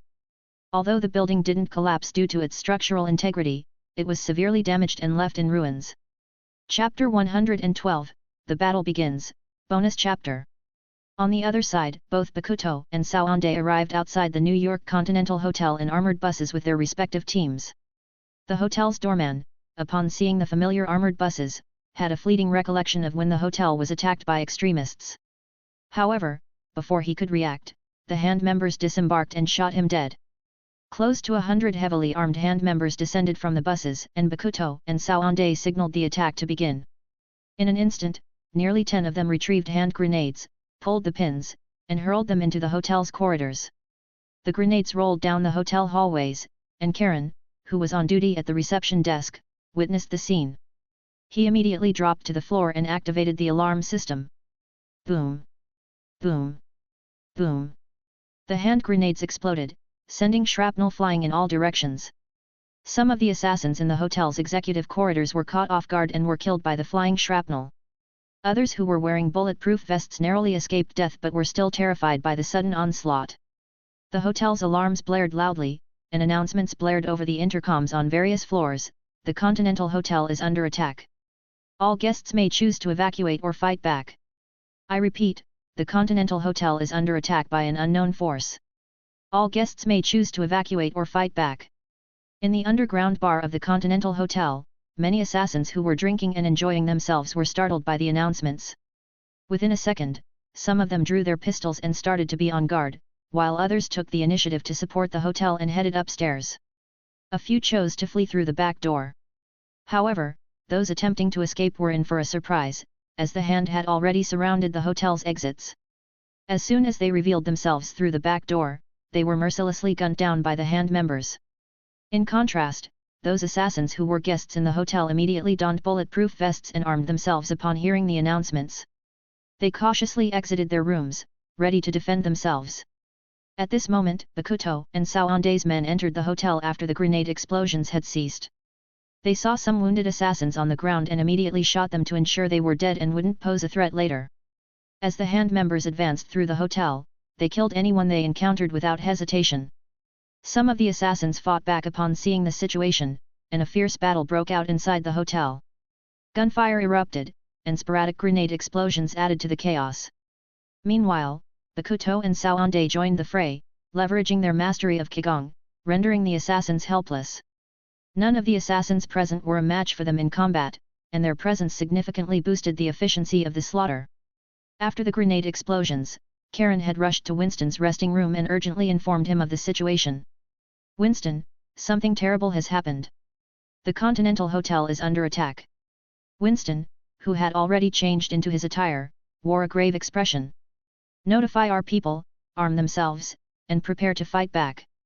After giving Karen this brief command, Winston picked up his phone to call for help from Charles Doyle. However, when he dialed Charles's number, it was busy. Even Charles Doyle's office phone couldn't get through. Winston, who had put down the phone with a solemn expression, realized that things had taken a dire turn. Without hesitation, Winston walked into the safe room and began monitoring the attackers through the security cameras. The security personnel of the Continental Hotel swiftly followed Karen's orders. They rushed to the armory, armed themselves, and prepared to fight back. Meanwhile, the Bowery King, who had attempted to contact Charles, found that he couldn't get through to him. So, he dialed Winston's number instead. Seeing the phone he had just put down ringing again, Winston thought it was Charles calling back. However, when he answered, he was surprised to hear the Bowery King's voice. "Winston, what's happening on your end? The streets around the Continental Hotel have been sealed off. Even the street where Elder Charles is located has been blocked, and we can't get close." Hearing the Bowery King's words, Winston's heart sank. It was just as he had suspected, something had gone terribly wrong. "Bowery King, the streets surrounding the Continental Hotel are under attack by an unknown force. It's likely that the situation is the same in Elder Charles's area. Since we are loyal to Elder Charles, we must do what needs to be done." The Bowery King, upon hearing that both areas were under attack, had a change in expression and responded in a determined tone, "I understand." He then hung up the phone. After a brief moment of thought, the Bowery King immediately dialed John Wick's number. Since returning to the Bowery district with John's help, he had maintained regular contact with him. Due to the time difference, John Wick wasn't asleep at this hour and answered the call promptly. "John, something's happened. Elder Charles and the Continental Hotel are both under attack. I know you're still in New York and can contact other factions. I'm heading out with my men for a rescue mission. If you can contact other allies, please do so quickly." Upon hearing the Bowery King's words, John Wick, who had just been lying in bed, sat up abruptly, his voice filled with astonishment. "Are you sure you're not mistaken? Elder Charles has been attacked." The Bowery King, on the other end of the line, spoke rapidly. "John, I'm not certain, but the streets where Elder Charles is located and the Continental Hotel have both been sealed off. I learned from Winston that the Continental Hotel has been attacked. As for Elder Charles's area, we can't reach them by phone, so we don't know the exact situation. But I suspect they have also been attacked, as both areas were sealed off simultaneously. John, I won't say more. I'm heading out with my men for the rescue operation. If you can contact anyone, please do so as soon as possible." The Bowery King knew that John Wick, as the adjudicator, could not only leverage his previous connections but also had the authority to mobilize the High Table's forces. Chapter 113, Steel Torrent. The phone rang for a moment before it was answered. "John, you should know how important sleep is for a woman. By the way, this is the first time you've contacted me since becoming an adjudicator. Is there something you need?" Upon hearing the voice on the other end of the line, John Wick calmed his mind for a moment and then began, "Elder Charles's office might be under attack. Although I don't believe the attackers can harm Elder Charles, this is an opportunity for you to show your loyalty to him, isn't it?" There was a brief pause on the other end, and then the voice spoke again, "John, thank you for letting me know. I know what I need to do." The call ended, and she immediately began assembling her subordinates and headed towards Charles's office. Meanwhile, John Wick, who was at the Continental Hotel in Morocco, could only wait for the outcome. The distance was too great for him to take any immediate action. The clock turned to midnight. The grenade blast had destroyed the front door of Charles Doyle's agency and had startled the 5 individuals inside. Fortunately, they were all resting on the upper floor, and the grenade had only damaged the facilities in the lobby on the first floor, causing no harm to those upstairs. Charles Doyle, who had been awakened by the explosion, was filled with disbelief. He was being attacked again? He didn't need to guess, he knew who it was. Recently, apart from the Chaste, the Hand Association was the only organization with such a strong grudge against him. They had actually used a grenade launcher to attack his agency. Originally, Charles had planned to meet with Ivan Vanko in 3 days and then take a trip to the Japan with his subordinates. He hadn't expected the attackers to strike first. In an instant, Charles Doyle got dressed and was about to take action. The mounted Gatling M134 machine gun was already set up, and it began firing wildly at the second floor area of the office, shooting at a rate of 6,000 rounds per minute. In front of the Gatling M134 heavy machine gun, the walls on the second floor seemed as fragile as paper and were riddled with holes in an instant. With the onslaught of metal storms, the recovery room on the second floor couldn't withstand the attack and instantly collapsed. The machine gun's muzzle swept horizontally, plowing through the entire second floor. As the exterior wall of the second floor collapsed, revealing the interior, Alexandra saw that it wasn't the bedroom on the second floor. He ordered his men to continue the attack and arranged for the one responsible for the RPG grenade launcher to reload and attack again. Before launching the assault, he wanted to destroy the agency first. Even if Charles Doyle didn't die, he wouldn't let him get away unscathed. As bullets passed through the adjoining rooms and were shot at them, Charles picked up a kunai and deflected them one by one. In his heart, he thought, it's a good thing Ginny went to Russia. Otherwise, with the intensity of today's attack, Charles isn't worried about his 4 ninjas, but Ginny might have a hard time surviving. At this moment, Rock Lee was in 8 gates mode and rushed over. Although the Gatling heavy machine gun fired rapidly with a high density of shots, they couldn't hit him at all. In the face of bullets that couldn't be dodged due to the shooting density, Rock Lee easily deflected them with kunai. Rock Lee opened Charles Doyle's bedroom door, his face filled with anxiety as he asked, "Lord Charles, are you okay?" Seeing Rock Lee, who was the first to arrive, Charles Doyle immediately replied, "I'm fine, these stray bullets can't harm me." Just as they were speaking, another RPG grenade was fired, causing another massive explosion. This time, the exterior wall of the second floor collapsed completely, exposing the figures of Charles and Rock Lee in the sniper's line of sight. Bang! The sniper pulled the trigger, and the Croatian RT-20 sniper rifle shook violently as an armor-piercing round was fired. However, Charles Doyle sensed the danger and immediately activated the 8 gates, pulling Rock Lee with him as they escaped from the room, avoiding the sniper rifle shot. However, the large bed behind Charles wasn't as lucky. It was instantly shattered into debris, creating a large hole in the floor of the second floor room, revealing the situation on the first floor. At this moment, Alexandra, who was observing the scene, suddenly heard a voice in her earpiece, "Boss, the shot missed." He managed to evade the sniper shot. Hearing that Charles Doyle had evaded the sniper's shot, Alexandra was both surprised and not surprised.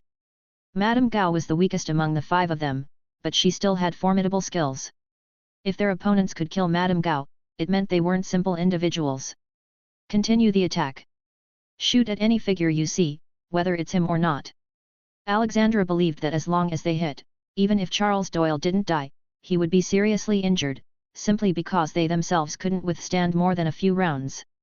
At this moment, the last, which was also the 3rd RPG grenade, was fired again, instantly causing the entire second floor to collapse completely. At this point, Charles Doyle, with Rock Lee and the others, had gathered at the staircase leading from the first floor to the second floor. Except for Irika, who looked a bit disheveled, none of them were injured.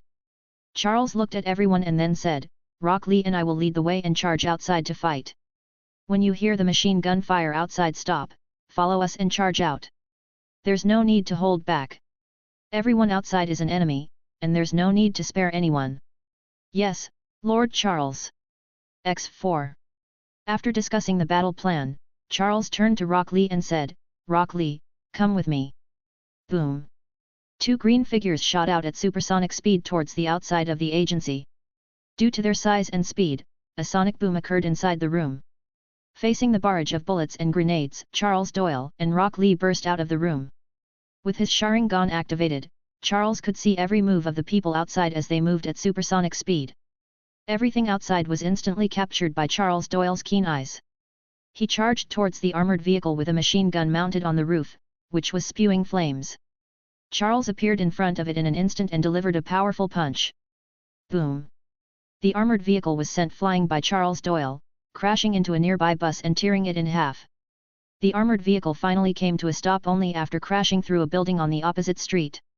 At this point, the driver of the armored vehicle and the machine gunner were instantly killed, and the machine gun was rendered useless. Rock Lee also charged towards the heavily armed personnel, causing mass casualties with every punch and kick. Chapter 114, Helpless Against a Blow. Infinite Chaotic Dance. Rock Lee saw that these well-equipped enemies posed the greatest threat, so he launched an attack against them first. Rock Lee's speed was too fast, and the members of the hand couldn't react in time. There was a sonic boom, and before they could react, they were sent flying, their lives extinguished in an instant. Rock Lee threw a punch, and a fully armed operative had a fist imprint sunken into his chest, sending him flying and knocking down the others next to him. With a kick, a large crater appeared in the ground, and flying debris shot in all directions. With a palm strike to a bulletproof helmet, a head flew off, and the helmet was crushed. Those with helmets were relatively lucky, but those without bulletproof helmets experienced a gruesome scene as if a sledgehammer had smashed a watermelon. In just a few seconds, the entire squad of 30 fully armed members was reduced to a few survivors. As the machine gun fire stopped, Suzuk, Shizune, and Irika also rushed out one after another. Upon seeing this scene, Alexandra and Murakami were filled with shock and anger. They shouted, "Attack! Open fire!" The remaining armed personnel and ninjas immediately launched an attack, and the sound of gunfire and sword swings filled the air. Charles Doyle saw that the orders were being given by two elderly men, so he guessed that these two were the other two fingers of the hand. He immediately shouted, "Don't attack these two old guys for now." Charles remembered that he needed the cooperation of the leaders of the hand to find the remaining dragon bone. If he killed them all, it would be much more difficult to find it. Upon hearing Charles Doyle's orders, the others, who had rushed out, avoided the two old men and attacked the other members of the hand. However, the sniper, who was a kilometer away, took advantage of the opportunity to pull the trigger, sending an armor-piercing round towards Charles Doyle at a speed of 850 meters per second. Thinking of the bombardment-like shots earlier, Charles didn't choose to block with a kunai but instead activated his substitution jutsu. The incredibly wood was instantly turned into debris by the opponent's shot. At this moment, Charles looked in the direction of the sniper hidden on the rooftop a kilometer away. Without any hesitation, Charles Doyle took out a kunai, infused it with chakra, and shot it directly in the direction of the sniper. Swish!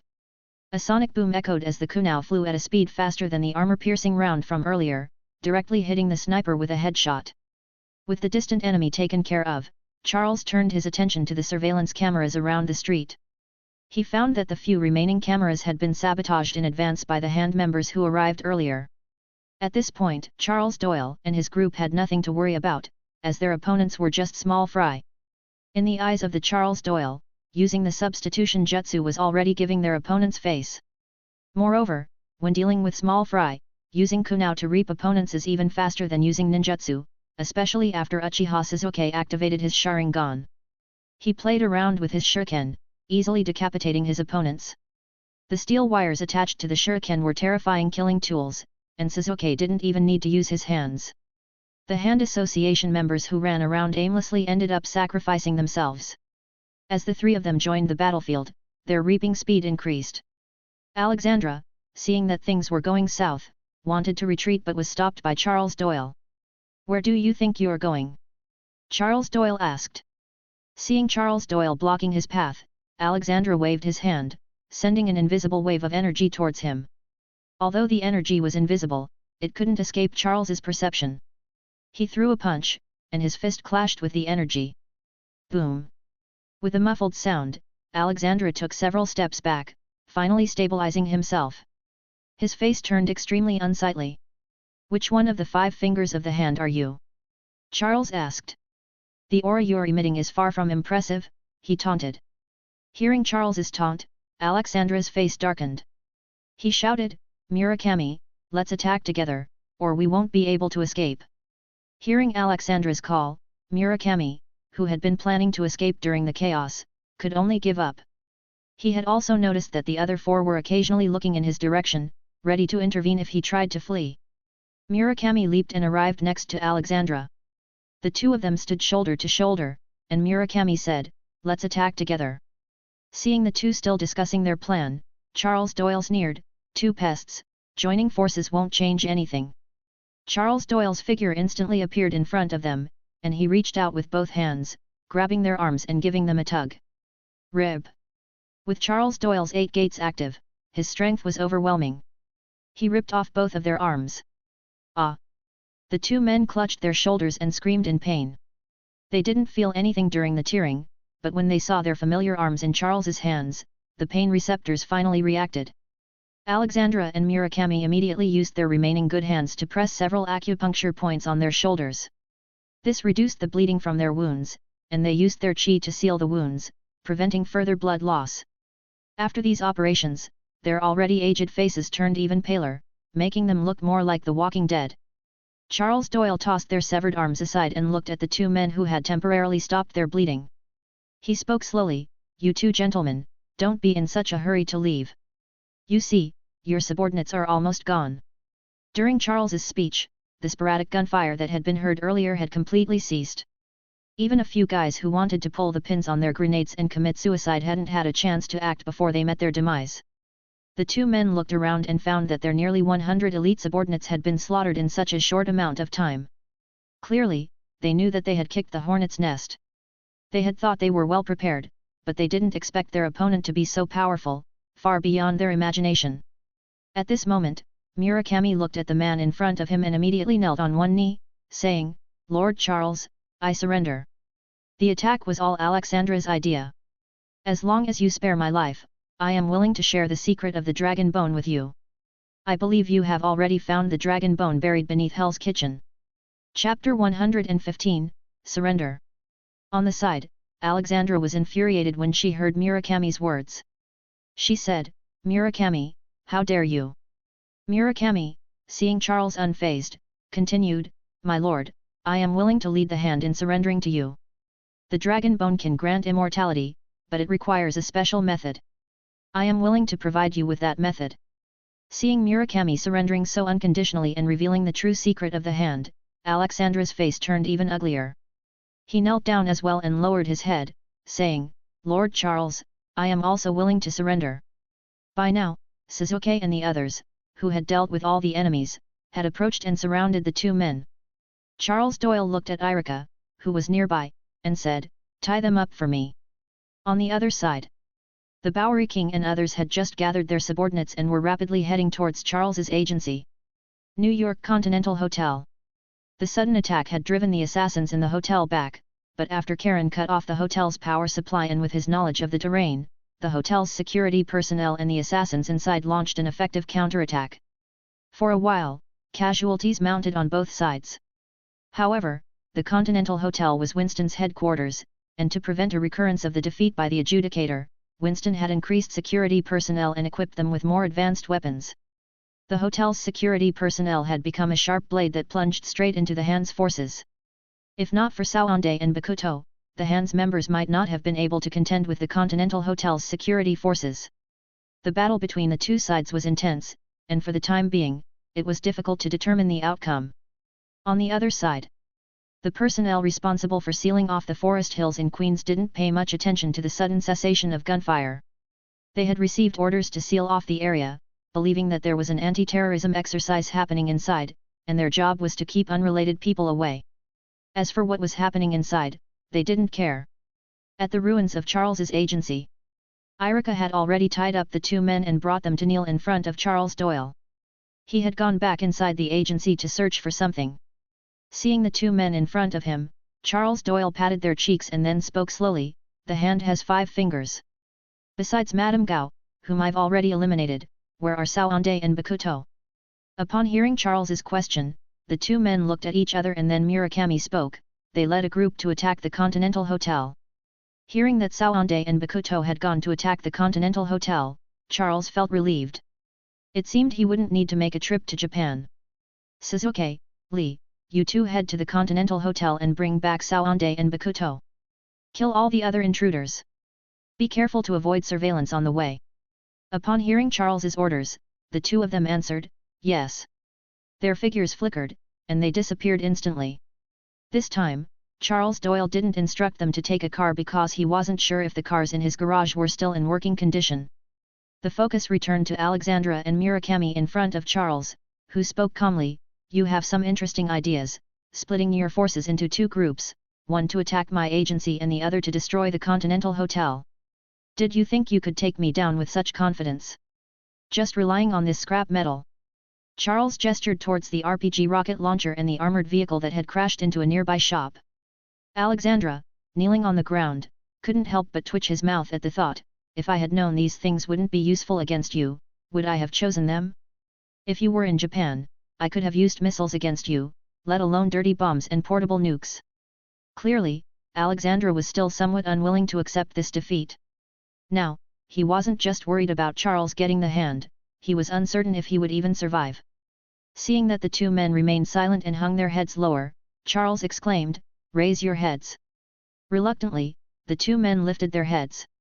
"Now, let's discuss the issue of the losses incurred this time. My demands aren't high. Just hand over the dragon bone you have." Upon hearing Charles mention the dragon bone, neither of the two men spoke. After about 3 seconds, Charles became impatient. His chakra surged, and a terrifying pressure pinned the two men firmly to the ground. Feeling Charles Doyle's terrifying aura, Murakami found it difficult to breathe. The two men locked eyes with each other while being pressed to the ground. Alexandra spoke, "Lord Charles, our dragon bone has been used up. Otherwise, we wouldn't have sent Madame Koga to New York to search for it." Hearing this, Charles Doyle kicked up a katana from the ground and held it in his hand. Swish, swish, swish. In the blink of an eye, the blade flashed, and Alexandra was chopped into more than a dozen pieces. Charles then kicked Murakami aside. Fire release, great fireball technique. The dismembered Alexandra was instantly turned into charcoal by the intense heat of the fireball. Charles Doyle's great fireball technique had undergone significant changes due to skill fusion, the amplification from the Sharingan, and his horrifying chakra. It easily outclassed Incinerator. Seeing Alexandra completely turned into charcoal, Charles stopped his great fireball technique. He then looked at Murakami, who was trembling with fear, and said slowly, "In this condition, I believe Dragon Bone can't resurrect a pile of charcoal." Murakami, who had managed to sit up from the ground with great effort, could only look at Charles Doyle with terror in his eyes and stammered, "How did you know the secret of the Dragon Bone? Madame Gao would never have disclosed this information to you." Charles smiled and then spoke slowly, "The secret of the Dragon Bone isn't yours alone. Don't forget where you came from." Hearing Charles Doyle allude to Kunlun, Murakami didn't dwell on how he knew about the Dragon Bone's ability to extend life and resurrect people. Looking at Murakami, who remained silent, Charles Doyle continued, "Now, can you tell me where the Hand's Dragon Bone is? Did it come with you to New York, or is it stored at the headquarters in Japan?" Chapter 116, Are You Worthy? Thinking about Charles's earlier actions, where he killed one to warn the others, Murakami didn't hesitate and asked, "If I tell you the whereabouts of the Dragon Bones, can you spare my life? And I will lead the Hand to pledge allegiance to you." Seeing Murakami's willingness to surrender, Charles smiled and replied, "I don't need your surrender, I only need to know where the Dragon Bones are. Not every piece of trash is eligible to join my ranks. I am not running a recycling center. Moreover, I believe that even if you don't tell me, the other two will. If you do tell me, I can make your departure easier. If you don't, I think you understand the meaning of living in more agony than death." After speaking, Charles glanced at Shizune. Shizune immediately understood. For a medical ninja like her, torture and healing were equally familiar territories. Approaching Murakami, each of Shizune's footsteps echoed with an intimidating closeness. Hearing the approaching footsteps, Murakami didn't persist any longer. He knew the Hand was finished, and his resistance was futile. Whether he was tortured into revealing the information or died in agony before someone else spilled the beans, he chose to make it easier on himself and shouted, "I'll talk." Hearing Murakami's cry, Shizune stopped her approach. Charles nodded and said, "Very well, now tell me where the Dragon Bones are." "The Dragon Bones are in the minibus. There's a black briefcase on the front passenger seat, and that's where my Dragon Bone is. Alexandra's is in the minibus that you destroyed. The four of us brought our respective Dragon Bones this time." Hearing that there were 4 Dragon Bones, Charles was secretly delighted. His gains were greater than expected. He initially thought there was only one dragon bone left in the hand, but now there were 4. Swoosh! In the next moment, Shizune's figure disappeared and reappeared beside Charles, carrying 2 black briefcases in her hands. Shizune placed the briefcases in front of Charles and stepped aside. Charles looked at the quickly retrieved briefcases and nodded. At this point, Irika came forward and reported, "Lord Charles, apart from the basement, the rest of the floors are completely destroyed." Having just inspected the damage to the office, Irika reported that the first and second floors were completely ruined. Charles frowned and said, "Irika, take care of him." Irika didn't hesitate and immediately took out a kunai. With a swift motion, he stabbed it into Murakami's heart. Murakami fell to the ground, lifeless. His heart had been pierced, and he died instantly. Seeing Murakami's lifeless body, Charles picked up one of the briefcases but didn't open it yet, as he heard the system's notification sound. Ding! Found rechargeable items. Do you want to recharge them? No, Charles chose not to recharge them for now. Outside the Charles agency, only Charles, Shizune, and Irika remained. Looking at the 2 briefcases in front of him, Shizune hesitated for a moment before asking, "Lord Charles, can dragon bones really extend one's lifespan?" With Shizune's question, Irika also turned his gaze toward Charles. Nobody was indifferent to the matter of lifespan, not even Shizune and Irika, who had come to this world from another. As a highly skilled medical ninja, Shizune understood the importance of extending one's life. In just a few days in this world, she had realized that it was relatively peaceful, and unless something unexpected happened, one could live a full life. At this moment, the importance of extending one's lifespan became evident. This place was not like Konoha, the fire country. Although there was peace there, it was always short-lived. The destinies of most ninjas led them to battlefields, and few lived to a ripe old age. So, in that world, most ninjas didn't worry about their lifespan. They were concerned about improving their skills and how to stay alive. Unless they remained in a village at the rear and never ventured into combat, they wouldn't consider the possibility of dying of old age. That was a luxury they couldn't afford. But this world was different. Hearing Shizune's words, Charles also knew what was on their minds. However, he had a different plan and said, "Dragon bones can indeed extend one's lifespan. These 2 people, including Madame Gao who Irika executed earlier, are all over 400 years old." Hearing the number 400, both Shizune and Irika gasped in shock. They had to remember that Konoha village, from its founding to the time they left, had only experienced a few decades, and it had gone through the leadership of the 1st, 2nd, 3rd, and 4th Hokages. In contrast, these 2 seemingly weaker individuals had lived for over 4 centuries. It was simply unbelievable. "Lord Charles, then you must safeguard these dragon bones. If they have no side effects, then they..." Seeing Shizune's envious expression, Charles smiled and said, "While dragon bones can extend lifespan, I won't use them for that purpose. To me, dragon bones are a source of power, a power that can bring other comrades to this world." "Comrades?" Shizune and Irika murmured. Charles answered seriously, "Yes, comrades. You are all my comrades." Hearing Charles's words, Irika's eyes welled up with tears. He had been in this world the longest, teaching Charles from the beginning and eventually being surpassed by him.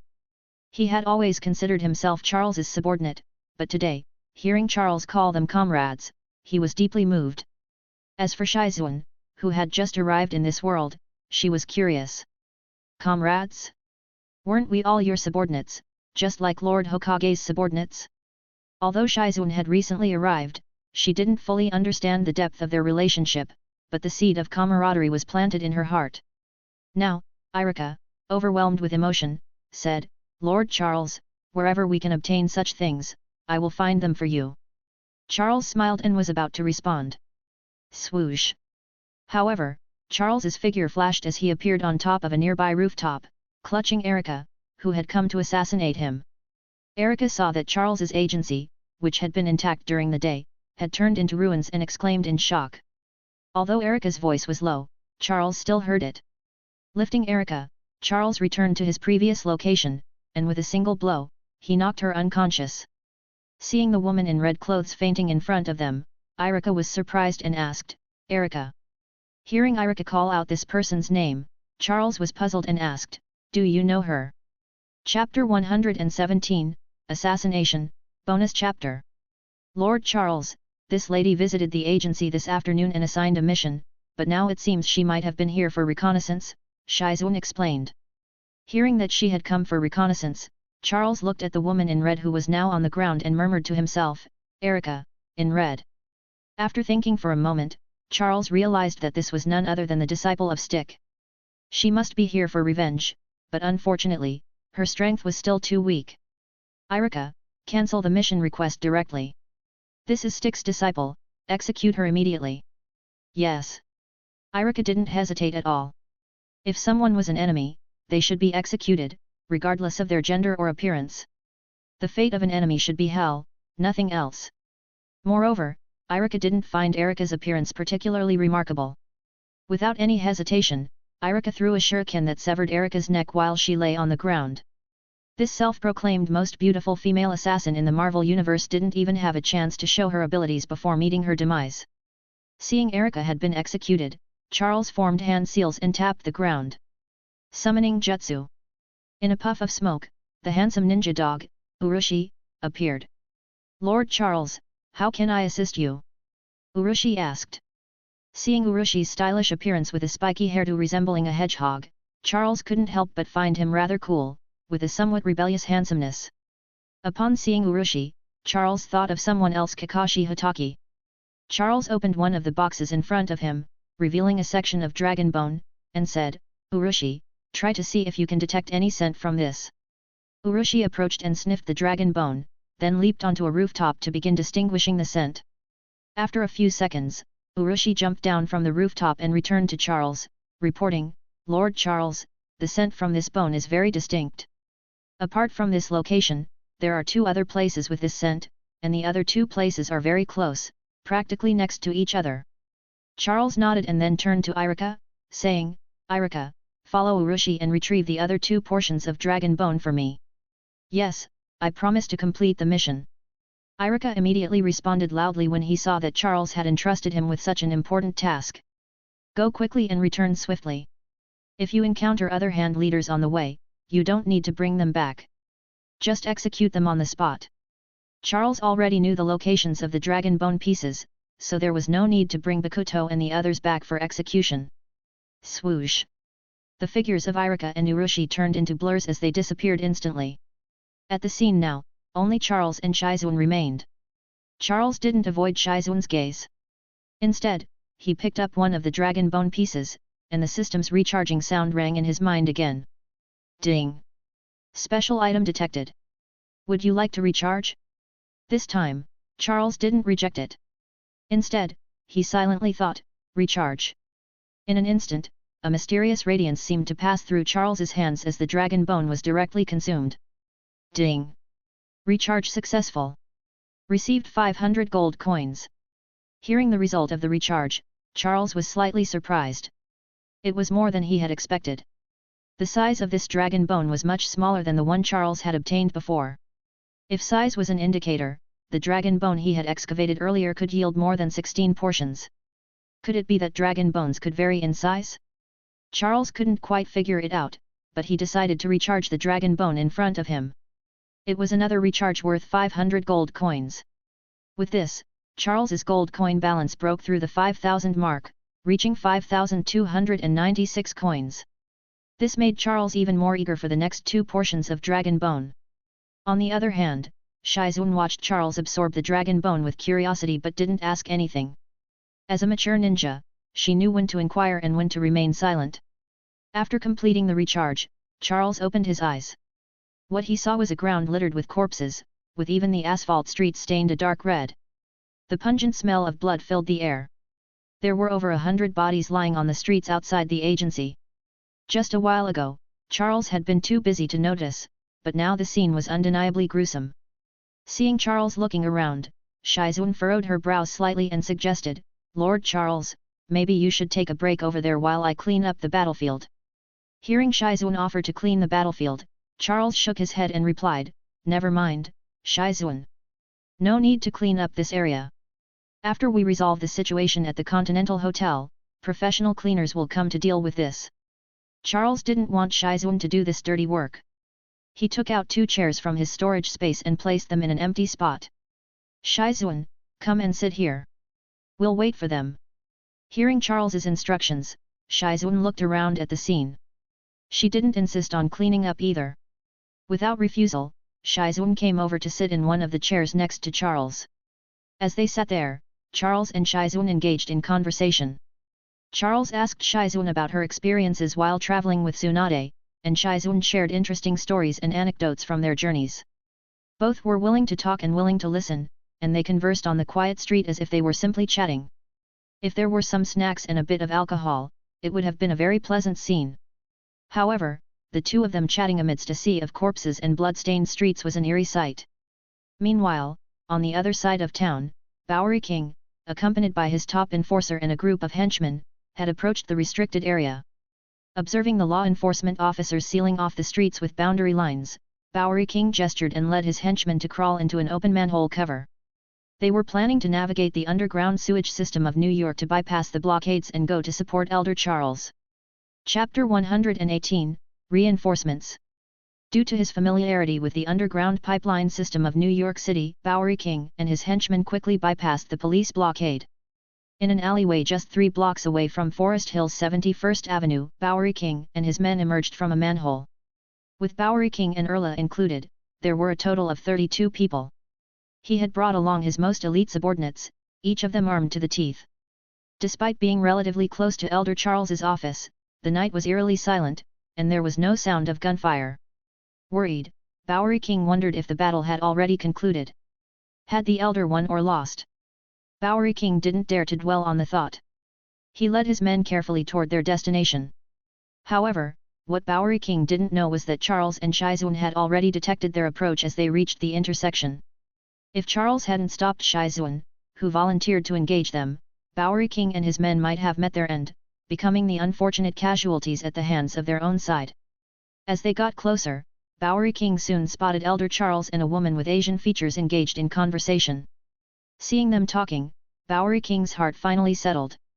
It appeared that the Elder was unharmed, and the battle had already ended.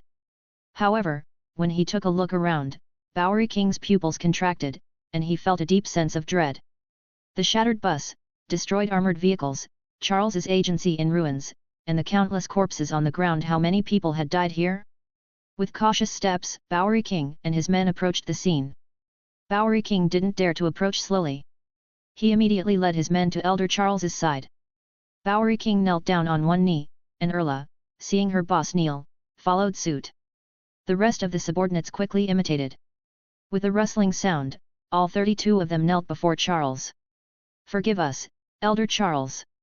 We arrived too late to provide assistance." Seeing his men, all drenched in sweat, carrying grenades and assault rifles, Charles smiled and replied in a calm tone, "It's not too late. You're the first ones to arrive, and I appreciate your intentions."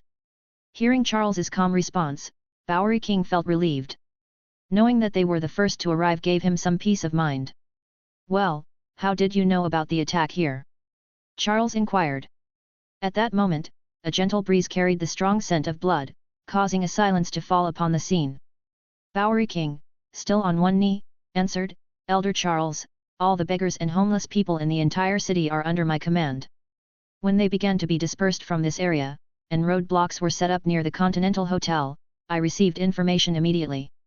I sensed something was amiss, but when I tried to call the agency and your phone, both lines were busy and unreachable. I knew something had happened. I quickly contacted Winston at the Continental Hotel, learned that they had been attacked, and rushed here with my subordinates.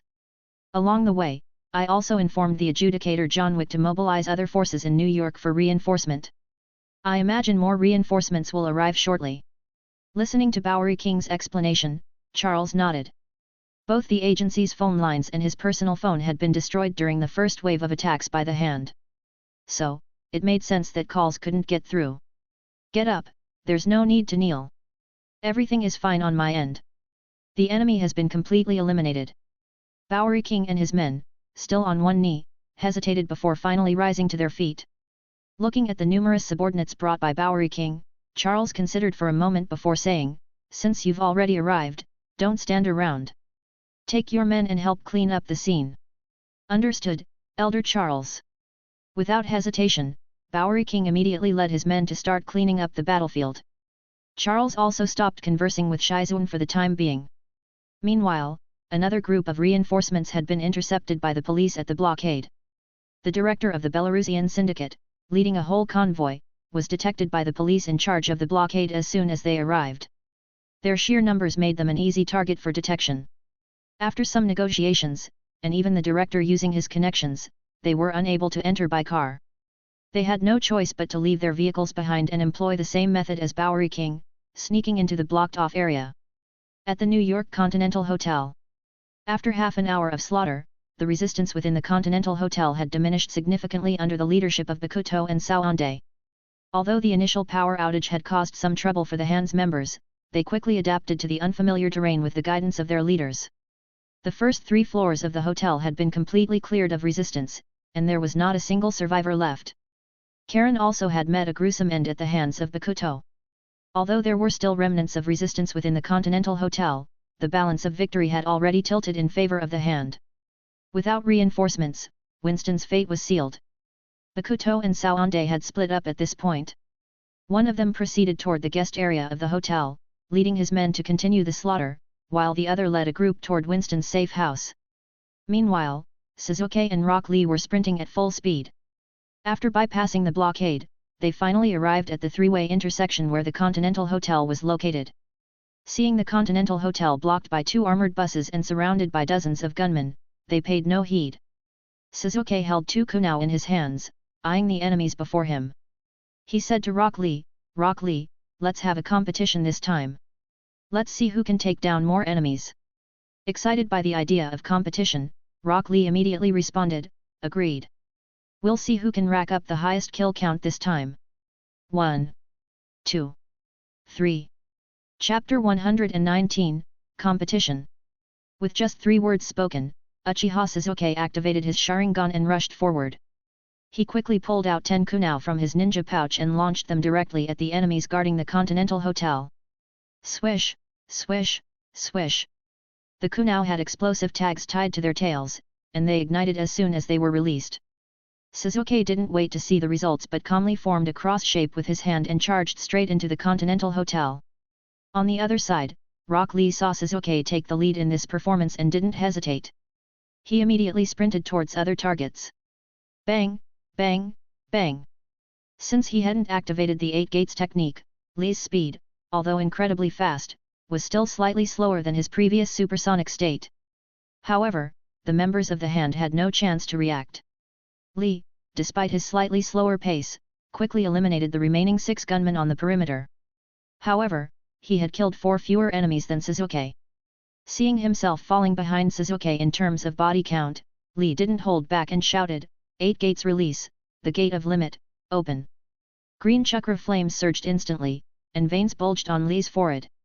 His face turned crimson as a massive chakra erupted. Under this immense chakra, the ground beneath his feet instantly crumbled, and stones were blown in all directions. Boom!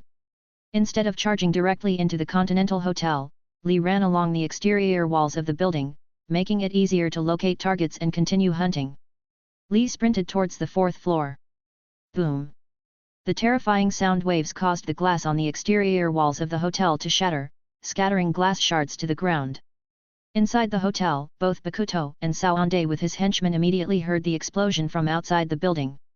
Although they didn't know what had happened, they all knew that enemies were approaching.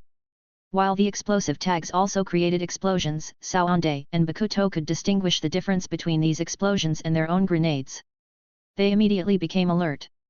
Lee reached the 4th floor of the hotel. The corridor was pitch black, but it didn't affect Lee's ability to sense enemies. Whoosh! Lee smashed through the window and entered the 4th floor corridor. As soon as he entered, he punched, creating a shockwave that struck the enemies on the 4th floor. Those farther away were blown away by the shockwave, while those closer were directly obliterated. Blood and limbs splattered on the walls on both sides, but due to the lack of lighting, the spectators couldn't see the gruesome scene clearly. Lee didn't stop his assault and counted, 8, 9, 10, 13. Lee had just killed a squad of 7 armed members in this corridor. Lee heard movement from nearby and didn't pause. He instantly rushed over. His speed was so fast that the members of the Hand couldn't react at all, and they were killed instantly, even before they could fire their guns. Lee's speed was such that he could even crush hand members when running at them. However, he refrained from doing so as it would be too gruesome, and he didn't want blood and flesh to splatter on him. Lee quickly encountered the leader of the Hand, an old man with a weathered face but a robust physique. "Are you Bakuto or Saand? Forget it, whoever you are, the result will be the same." Lee didn't give the enemy a chance to reply and immediately launched an attack. Bakuto only felt a blur as a powerful gust of wind slashed past him, causing his skin to sting. He then saw over 10 of his subordinates being blown away behind him. Bang, clang, crash. Only at this moment did the sound of his subordinates being blown into walls, glass, and various objects finally reach him.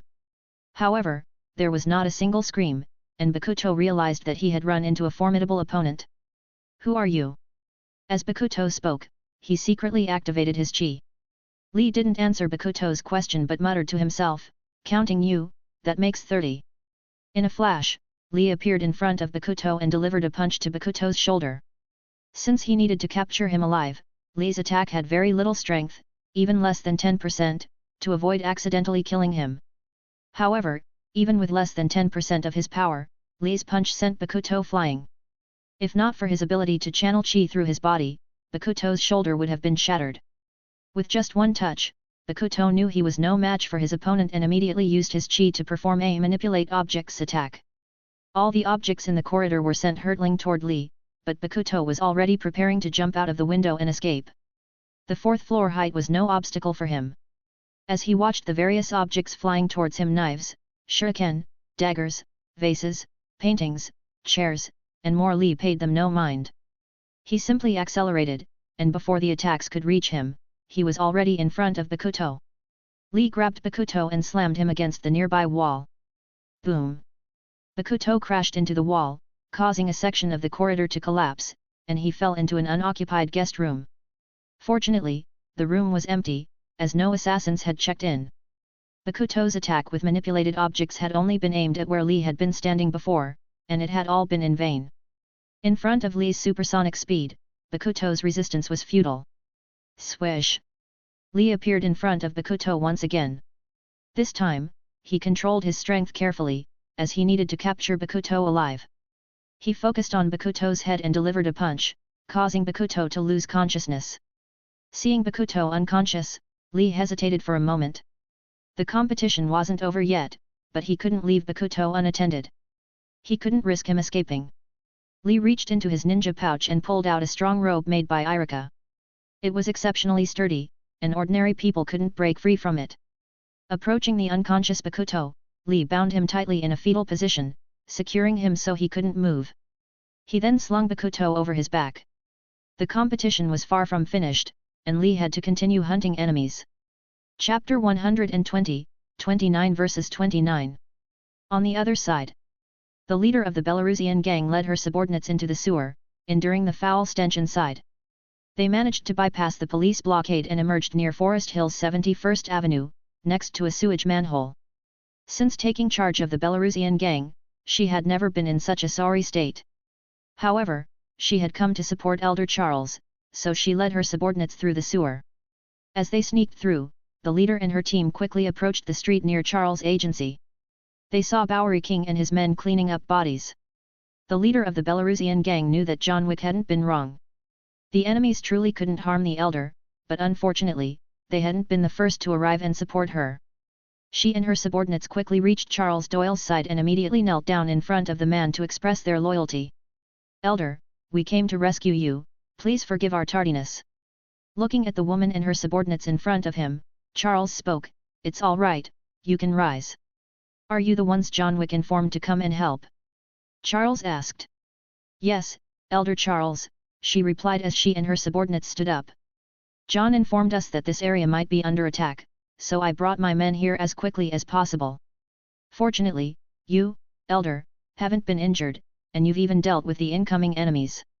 Seeing the Belarusian gang in front of him, Charles silently nodded. John Wick seemed to be quite reliable, and it seemed that after this mission, he could keep him close for further development. "The enemies have all been dealt with. You can join the others in cleaning up the scene." "Yes." Upon hearing Charles's orders, she immediately led her subordinates to join the work of clearing the battlefield. New York Continental Hotel. After rushing into the hotel ahead of him, Suzuk saw Lee activate the 8 inner gates. Without hesitation, he used his Sharingan to scan for traces and, based on the footprints and the sound of footsteps, chose a direction to move forward. Upon realizing that the enemies were heading towards the hotel's management area, Suzuk increased his speed even more. This area was familiar to him because every time he came here to pick up missions, Winston would prepare some desserts and delicacies for him to taste. Over time, he had become quite familiar with the layout. In just 3 breaths, Suzuk arrived and found the members of the Hand. Lightning style, Chidori. Taking advantage of his high-speed sprint and noticing the enemies the moment he arrived, Suzuk immediately formed the necessary hand seals. Lightning erupted in the dark, shining brightly. Suzuk gripped Chidori and charged forward, killing 13 enemies instantly. It wasn't until Chidori's chakra was completely exhausted that he stopped. 23 people. On the other side, Saand had heard the loud cry of the 1,000 birds and, turning around, witnessed a young man wielding lightning who had already approached. Before he could clearly see his face, lightning was upon him, and his 13 subordinates in front of him were instantly killed. Seeing the young man in front of him who could control lightning, Saand was shocked and at a loss for words. Without much time to say anything, he was kicked by a lightning-fast whip kick. Saand didn't dare to underestimate the young man just because he was a teenager. He immediately activated his body's chi for defense. However, it was still insufficient, and he was kicked away with severe injuries. Hearing the familiar defense that he had encountered when fighting with Madame Gao, Suzuk spoke, "So, you're one of the leaders of the Hand." Suzuk didn't hold back. He carefully controlled his strength and launched a series of lion barrage kicks. With 2 kicks, he shattered the chakra covering Saand's entire body. He was heavily injured but still alive. With only 6 of his subordinates left, they saw their leader being attacked. Without hesitation, they drew their daggers and rushed towards Suzuk. Seeing that the remaining 6 still dared to fight, Suzuk immediately pulled out 6 kunai from his ninja pouch and threw them. Whoosh, whoosh, whoosh. The kunai flew, and before the 6 could get close, they were all killed. At this moment, Suzuk had one foot firmly on Saand's body, and he began to speak, "What's your name?" Saand felt a searing pain all over his body at this moment. Sasuke's foot felt as heavy as a mountain, and he couldn't move at all. Gasping for breath, Saand stared at Suzuk and replied, "You attacked me without knowing who I am." Suzuk pressed down with his foot and coldly said, "Do I need to know who you are to kill you? Now, I ask, and you answer. What's your name?" Looking at Sasuke's youthful face, yet terrifying strength, Saand reluctantly answered, "My name is Saand, and I'm one of the leaders of the Hand." "Who hired you, and how much were you paid?" "I'm willing to pay you 10 times the amount in return." Before Suzuk could respond, he sensed someone approaching. The next moment, Lee arrived with the unconscious Bakuto on his back. Seeing that there were no living enemies left except the one under Sasuke's foot, Lee immediately asked, "Suzuk, I killed 29 enemies. How many did you take down?" Hearing that Lee had killed 29 people, Suzuk coldly replied, "Tied." Seeing that Suzuk and Lee had ignored him and were talking among themselves, Saand immediately spoke up, "Who are you people, and how much were you paid?" "I'll pay you 10 times. Glaring at the boastful Saand, Suzuk simply kicked him, causing him to cough up a mouthful of blood. Suzuk then said, "You dare to attack us without knowing who we are? Your audacity knows no bounds." After speaking, Suzuk glanced at the person Lee was carrying on his back and walked over. He knocked Saand unconscious and, imitating Lee, bound him up. At this moment, inside the safe house, Winston had no idea that all the enemies outside had been dealt with. He was still anxiously awaiting the outcome. Suzuk glanced at the secure door in front of him, then raised his palm and slammed it against the door, creating a loud noise that startled Winston inside. "Winston, all the enemies have been dealt with. Come out to clean up the mess." As Sasuke's voice echoed into the room, Winston, upon hearing the familiar voice, finally reacted. He immediately picked up the remote control and pressed the button to unlock the door. The locks on the security door began to automatically disengage. After about a minute, the door to the room was fully opened. By this time, Suzuk had already hoisted Saand onto his shoulder. He looked at Winston inside the safe house and said, all the enemies have been dealt with. You should arrange to clean up the scene. Oh, and have Charlie's team go to the agency for cleanup. Winston looked at the two young men in front of him, bowed, and then said, "Thank you for the rescue, my lords. I will immediately contact Charlie and have them go to the Elder's location for cleanup." Suzuk nodded and turned to Lee, saying, "Let's go.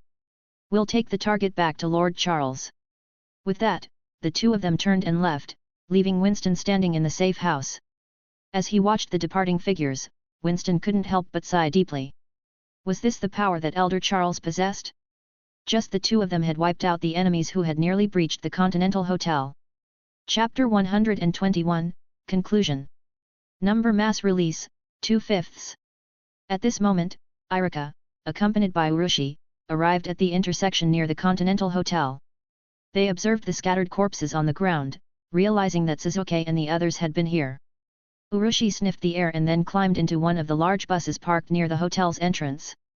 He picked up a suitcase with his mouth and returned, placing it in front of Irika. Urushi spoke, saying, "There's one more. Let me go fetch it." Swish! Urushi swiftly moved to another bus, grabbed another suitcase with his mouth, and brought it back.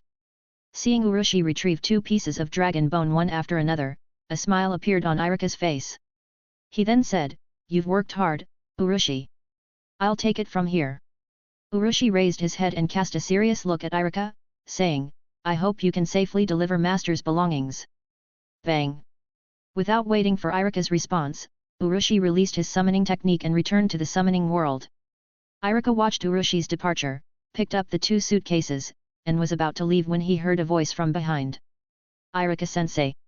Turning around, Irika saw Suzuk and Rock Lee, each carrying a captive. "Suzuk, Rock Lee, have you completed your missions?" Irika asked. Rock Lee eagerly responded, "Yes, we've completed them, and we've captured the two targets."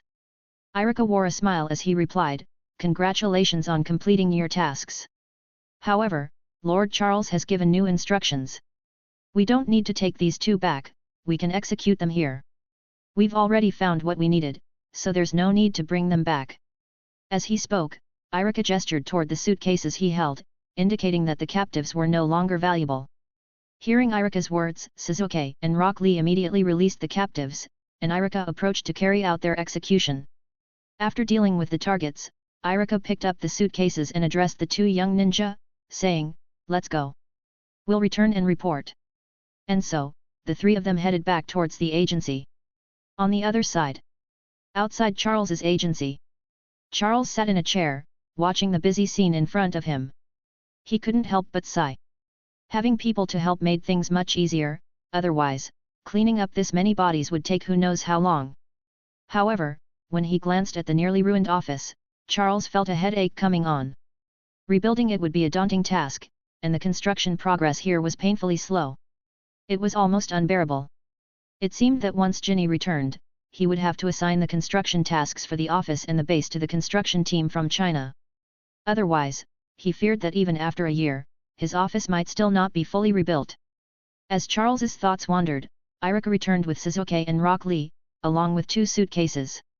With a series of whoosh sounds, the three of them appeared in front of Charles. Irika took out the suitcases and said, "You can rest assured, Lord Charles. The enemies at the Continental Hotel have all been eliminated, and the mission targets have been brought back." At this moment, Bowery King and the leader of the gang both turned their gazes towards Irika as he spoke, their eyes filled with shock and disbelief. Was this the Elder's adjudicators? Only three of them, with two being youths, managed to eliminate all the enemies at the Continental Hotel. It's truly terrifying. Charles took the suitcases from Irika and said, "You did well, and I appreciate your hard work." "No trouble at all," they replied in unison. Suzuk glanced at the scene and said, "Lord Charles, the crisis at the hotel has been resolved. Charlie will come later for a detailed cleanup." Charles nodded, indicating he understood. By now, the bodies on the street had been mostly cleaned up and neatly piled together. The leader of the gang walked over to Charles and said respectfully, "Elder Charles, Charlie will come later for the final cleanup. Currently, your office has been destroyed, and the hotel has been attacked. It's not suitable for resting here. How about you take a break at my place?" Charles considered for a moment and accepted the offer. Alright, I'll stay at your place for a few days. Hearing the elder's agreement, the leader's smile grew wider. Bowery King, I'm leaving this to you. After Charlie finishes cleaning up, you can withdraw on your own. Hearing that the elder was going to rest at the gang leader's house, Bowery King didn't offer a place for rest, as he knew that his territory wasn't suitable for the elder's stay. Understood, Elder Charles.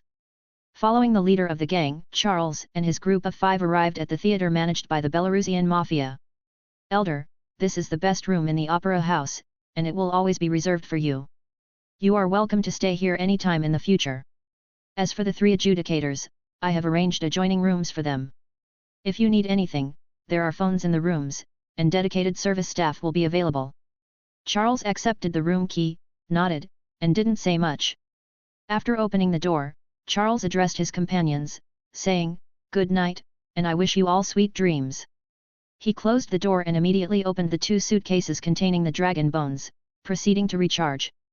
Ding! Recharge successful. Received 500 gold coins. Ding! Recharge successful. Received 500 gold coins. With this, Charles's gold coin count reached 6,296. Having taken care of the dragon bone business, Charles went into the bathroom and took a good bath. After finishing his hygiene routine, Charles didn't go to sleep right away. Instead, he began to contemplate. 2 consecutive attacks had made Charles realize that, although their strength was not bad, they lacked a proper security force. While the attack by the hand had resulted in their demise and earned Charles 2,000 gold coins, he couldn't tolerate such successive attacks. This time, RPGs, sniper rifles, and heavy machine guns were used. What about the next time? Once the suburban base was established, wouldn't the enemy be able to use artillery and missiles for bombardment? Of course, using missiles might be an exaggeration, even for the suburbs, which were still part of New York City. However, considering that Tony's mansion had been struck by missiles, there was no guarantee that some lunatic wouldn't launch missiles at his new base. The damage in such a scenario would be immense, as destruction takes only a moment, while construction takes much longer. However, Charles couldn't let fear paralyze him and prevent him from building the base. It seemed that upgrading his security force and increasing the number of ninjas had become an urgent necessity. Chapter 122, New Goals. Number Mass Release, 3/5. Thinking about the security force, Charles thought to himself, this is relatively simple. I can recruit some assassins under the high table to work as security. This could be easily solved, but recruiting ninjas was giving Charles a headache. With his current amount of gold coins, recruiting a few ninjas wouldn't be a problem. However, using them to open additional slots for battles would require more gold coins than he had. It seems that money does buy happiness. Charles started thinking about other items he could recharge with. The arc reactor had already been ruled out, so what else was there? How about heart-shaped grass? Charles wondered whether this item had inherent mystical energy or if it had been empowered by the panther god worshipped by Wakanda. Charles decided he would find an opportunity to try it in Wakanda to see if it had any effect. He could also test whether vibranium had positive effects on chakra attachment, conduction, or amplification, similar to chakra metal. If it had the same effects as chakra metal, Charles planned to collect more of it for crafting weapons for himself and his subordinates. After all, no ninja could refuse a weapon made of chakra metal. Even the 3rd Hokage's son had only crafted a pair of kunao, indicating the preciousness of the material. Besides heart-shaped grass, were there any other unique items on Earth? After some contemplation, Charles thought of another item, PIM particles. These particles allowed for size changing, quantum realm traversal, and travel to parallel universes. It was hard to say if they could be used for recharging. Charles could conduct a test to see if recharging with PIM particles was possible and, if so, estimate the manufacturing cost. However, obtaining them wouldn't be easy. That stubborn old man, Hank Pym, would require a good plan to be successfully convinced. Apart from these 2 items, Charles considered what was left and realized that the only other option for recharging was the Infinity Stones on Earth. One of them was in the possession of the Ancient One. Charles thought about acquiring the Time Stone from her but found it to be a more challenging task, so he decided not to attempt it for now. As for the other Infinity Stone in the possession of S.H.I.E.L.D, Charles rubbed his chin, thinking that there might be an opportunity. The Battle of New York would be a perfect time. If Infinity Stones could be used for recharging, then the energy blocks derived from them should also work. After considering various unique items on Earth, Charles found that there were still several items available for recharging, but they would require the right opportunity to get. The remaining unique items would require a visit to Asgard. Odin's treasure vault had plenty of good stuff. After weighing his options, Charles realized that PIM particles and the energy block derived from the Infinity Stone were the most promising entry points. It seemed like he needed to come up with a good plan. With a clear goal in mind, Charles entered the system space to open all the treasure chests he had obtained. He didn't plan to continue saving them. Checking the number of treasure chests, he had 13 regular ones and 1 exquisite one. Regular treasure chests could randomly yield copper coins, reputation, gold coins, C/B ninja fragments, or recruitment scrolls, one of these items. Exquisite treasure chests could randomly yield reputation, gold coins, summoning scrolls, or A/B ninja fragments, one of these 5 items. He opened 14 treasure chests and decided to start with the exquisite one to try a single draw. Click to open the exquisite treasure chest. The exquisite treasure chest emitted a dazzling light, and after a burst of radiance, the results of the chest opening appeared before Charles's eyes. Ding! Obtained A-ranked ninja, hidden fragment 1. Seeing that he got hidden fragments with a single draw, Charles nodded in satisfaction. It seemed like he was having good luck today. Charles put his hands together and chanted, "May the blessings of the Xianhuang Heavenly Sovereign be with me, bringing me continuous good fortune." In his heart, he hoped to get more ninja recruitment scrolls or ninja fragments. Regular treasure chests, 10 in a row, open. However, just as Charles was muttering to himself, the supreme sorcerer practicing on Camartage suddenly opened his eyes, holding the Eye of Agamotto in his hand. "Who are these Xianhuang Heavenly Sovereign and Yellow-Black King of Good Luck?" he's mumbling about. "I've traveled through so many dimensions, but I've never heard of any of them. Is this little guy making them up?" Shaking her head, the Ancient One started using the Eye of Agamotto to peer into the future. Lately, she had developed a fondness for observing the future. She had noticed an increase in future changes, some good and some bad. Back to Charles, the treasure chest emitted a dazzling light, and after a burst of radiance, the results of the chest opening appeared before his eyes. Ding! Obtained C-ranked ninja, Ninja Academy student Uzumaki Naruto fragment 1. Ding! Obtained a ninja recruitment scroll. Ding! Obtained C-ranked ninja, Ninja Academy student Uzumaki Naruto fragment 1. Ding! Obtained C-ranked ninja, Ninja Academy student Uzumaki Naruto fragment 1. Ding! Obtained 10 gold coins. Ding! Obtained C-ranked ninja, Ninja Academy student Uzumaki Naruto fragment 1. Ding! Obtained C-ranked ninja, Ninja Academy student Uzumaki Naruto fragment 1. Ding! Obtained a ninja recruitment scroll. Ding! Obtained B-ranked ninja, Young Kakashi Hatake fragment 1. Ding! Obtained C-ranked ninja, Ninja Academy student Uzumaki Naruto fragment 1. Looking at the messages displayed one after another on the screen, Charles glanced over them and found a bunch of fragments of Ninja Academy student Uzumaki Naruto. Why were there so many Naruto fragments? He had 6 fragments in total now. With the ones he had previously acquired, he was just 1 fragment short of recruiting Ninja Academy student Naruto's fragment. Furthermore, he noticed 2 ninja recruitment scrolls and an additional fragment of young Kakashi Hatake. Charles was extremely excited. Taking advantage of this momentum, Charles didn't hesitate and instantly opened the remaining 3 treasure chests. Ding! Obtained 200 reputation points. Ding! Obtained 200 reputation points. Ding! Obtained C-ranked ninja, Ninja Academy student Uzumaki Naruto fragment 1. Charles even sat up excitedly on the bed. This was unbelievable, it seemed like he had indeed disturbed Naruto's nest. All the fragments were his. Although Naruto, as a student, wasn't a powerful ninja, he was still Naruto Uzumaki, the unexpected number 1 ninja. Despite his weak student phase abilities, his chakra reserves were immense. As the saying goes, education starts from a young age.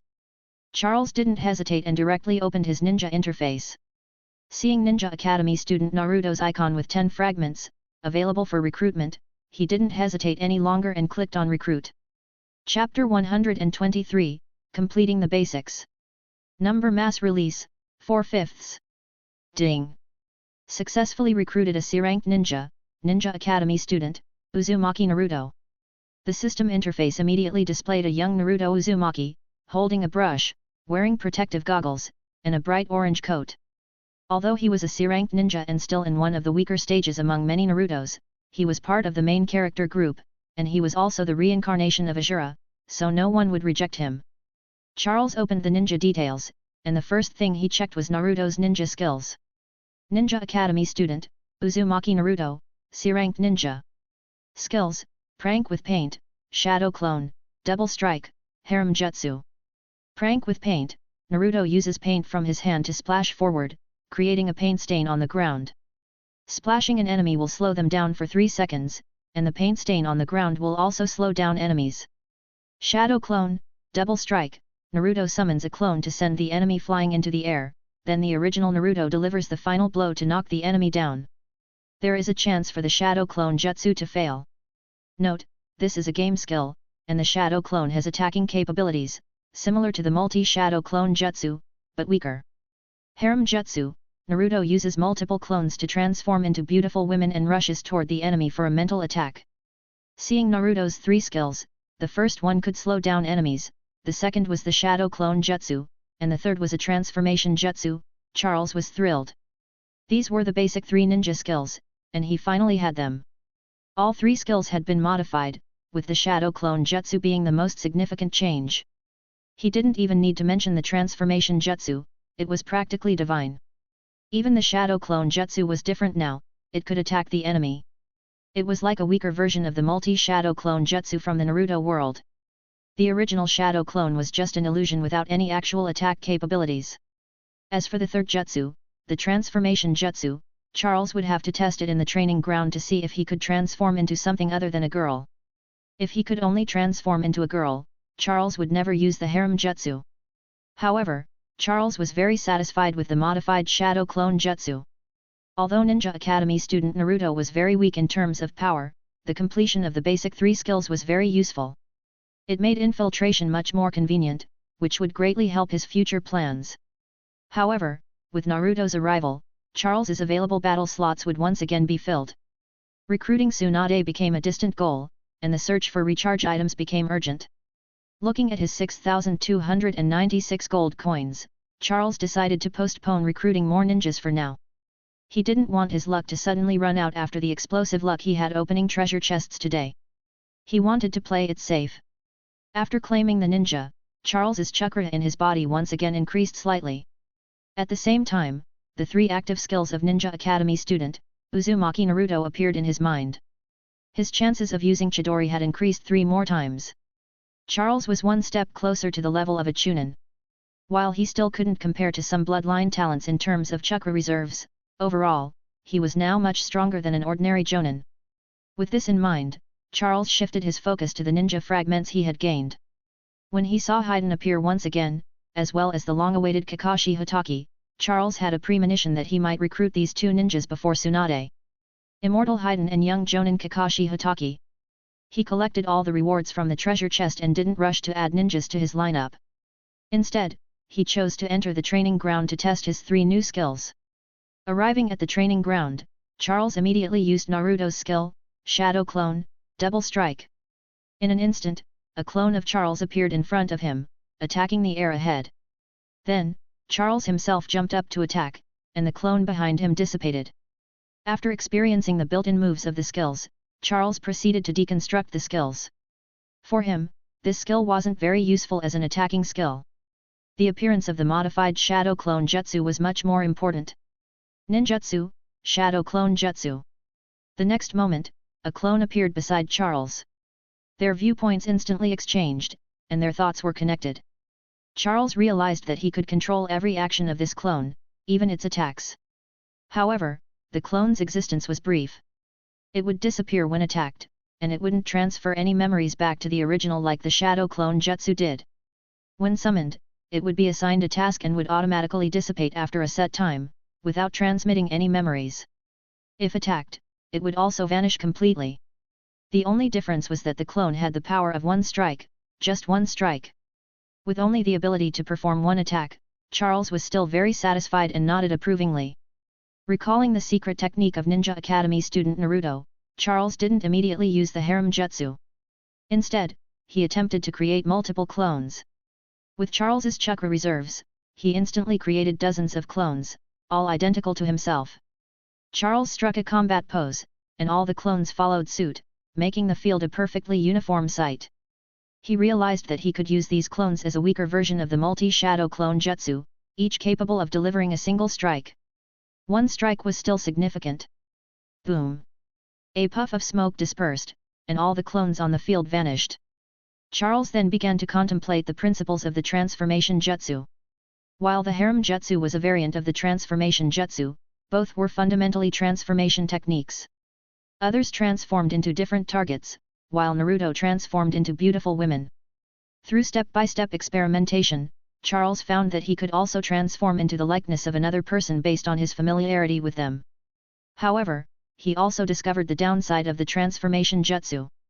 He couldn't achieve the same level of perfection as the shape-shifting abilities of someone like Mystique from the X-Men, who could perfectly mimic someone down to the minutest detail, including fingerprints and retinal scans. In Charles's case, he needed detailed information about the person, such as their fingerprint patterns, iris patterns, voice and body posture data, to achieve a one-to-one resemblance. Otherwise, he could only achieve a similar appearance. When confronted with technologies that required fingerprint scans, iris scans, or even more advanced blood scans, the transformation jutsu could only deceive the enemy's naked eye and couldn't deceive technology. However, even achieving such an effect was quite remarkable. After all, with the Sharingan, he only needed to glance at someone to obtain their body posture data. With this ability, Charles's transformation jutsu was already quite powerful. At this point, the three jutsu had been completely mastered. Chapter 124, Fateful Meeting. On the other side, John Wick, having received the news that all was well with Charles and that he had dealt with all the enemies, also lay down with a sense of relief, thinking about his performance evaluation in New York 3 days later. The next day, after waking up, Charles Doyle stretched lazily and then entered the system space to complete his daily check-in. Ding! Check-in successful. Reward, 50 gold coins. A wonderful day began with the system check-in. After a simple wash-up, Charles entered the system space and placed Ninja Academy student, Uzumaki Naruto's ninja card in his lineup. Ding! Do you want to summon Ninja Academy student, Uzumaki Naruto to appear within a 10-meter radius of you? Charles silently agreed. The next moment, a figure gradually materialized in the room, revealing the form of the young Naruto. Upon his arrival, Naruto didn't close his eyes and thought. Instead, he curiously looked around and finally focused his gaze on Charles Doyle. Hey, uncle, did you summon me here? Uncle. Charles was speechless. Well, for a student like Naruto, he probably qualified as an uncle. Charles helplessly replied, don't call me uncle. You can call me Lord Charles. But it's indeed me who brought you to this world. It seems that you need my help, Lord Charles. I'll do my best to protect you. Naruto showed a bright smile, feeling needed for the first time. Looking at that cheerful smile on the frail and short Naruto, Charles sighed inwardly. He then took out 2 bowls of delicious ramen from his storage space and placed them on the table nearby. Come, taste this delicious ramen. I think you'll really like it.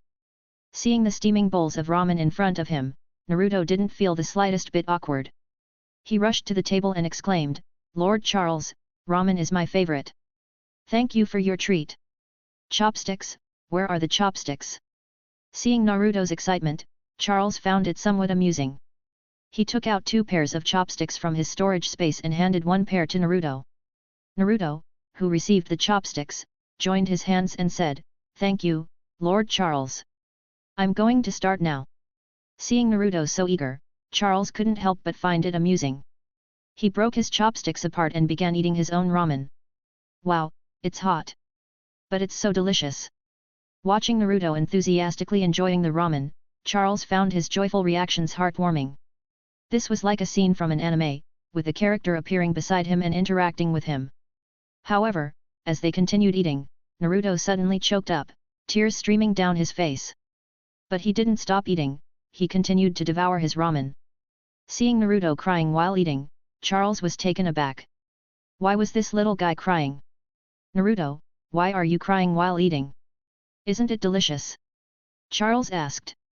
Seeing that Naruto was about to use his clothes to wipe his face, Charles quickly handed him a pack of tissues. After wiping his face and nose, Naruto replied, "This is the first time someone has treated me to a meal. Thank you, Lord Charles. I'm really touched. So, this is what it feels like to be recognized and needed, hey. I will make more people recognize Uzumaki Naruto," Naruto said with determination. Upon hearing Naruto mention that it was his first time being treated to ramen, Charles Doyle felt a bit surprised. Wasn't the first person to treat Naruto to ramen his teacher, Irika Umino? Thinking about this, Charles Doyle decided to clarify Naruto's timeline and asked, "Naruto, what were you doing before being summoned here?" Naruto awkwardly scratched his head and said with embarrassment, "I was just painting the Hokage monument." Hearing Naruto's response, Charles couldn't help but burst into laughter. This was indeed the iconic scene from the beginning. No wonder the recruitment image featured a young Naruto holding a brush. At this point in time, Irika had not yet treated Naruto to a meal since he invited Naruto to Ichiraku Ramen only after he had finished graduating. Hearing Charles laugh, Naruto asked in annoyance, "Lord Charles, why are you laughing? Don't you think the Hokage monument needs a makeover occasionally?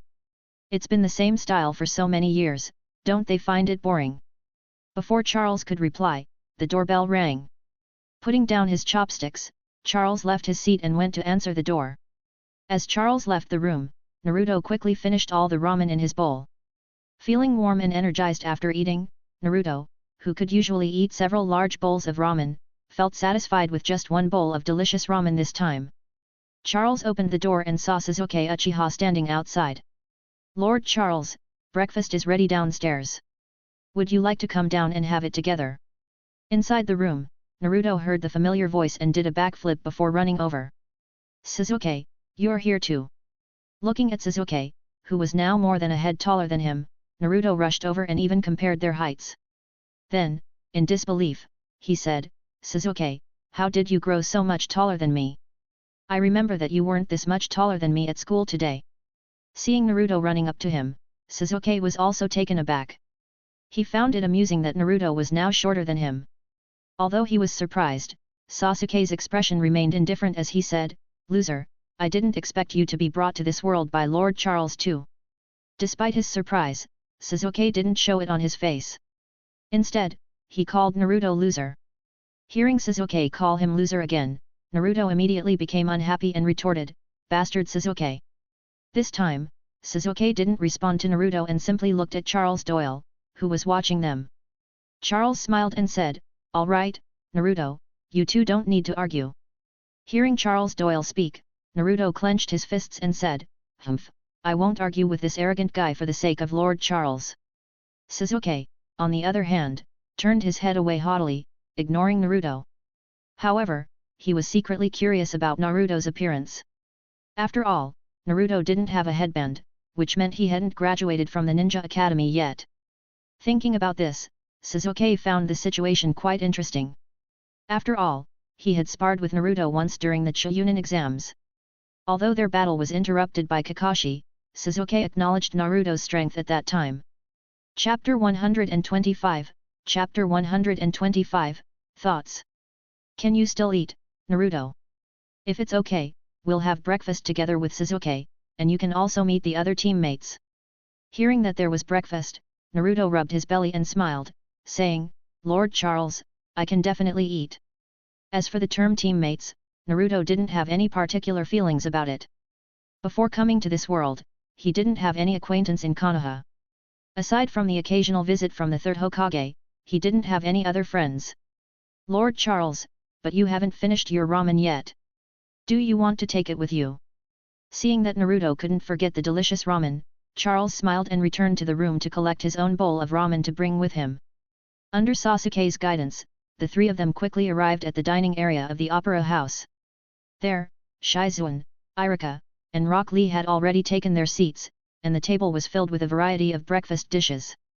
Irika and Shizune heard footsteps approaching and looked in the direction of Charles and the others. They were surprised to see not two but three people walking toward them. They were puzzled about who the new boy in the orange outfit was. Nonchalantly following Charles, Naruto recognized Irika Umino at a glance and exclaimed in surprise, "Irika-sensei, you're here too." Seeing Naruto's enthusiastic greeting, Suzuk couldn't help but mutter, "Idiot. Arrogant Suzuk, you're in for it." As the two of them quickly resumed their bickering, Charles found it amusing and didn't stop them. Instead, he led them to where the others were sitting. With one hand keeping Naruto from causing trouble, Charles introduced them, saying, "This is Naruto Uzumaki, and he's still a student at the Ninja Academy." Seeing the new boy, Irika and Shizune were taken aback. They were surprised that Naruto had been brought to this world. Naruto, who had followed Charles, didn't continue arguing with Suzuk this time but instead said earnestly, "Irika-sensei, it's great to see you again."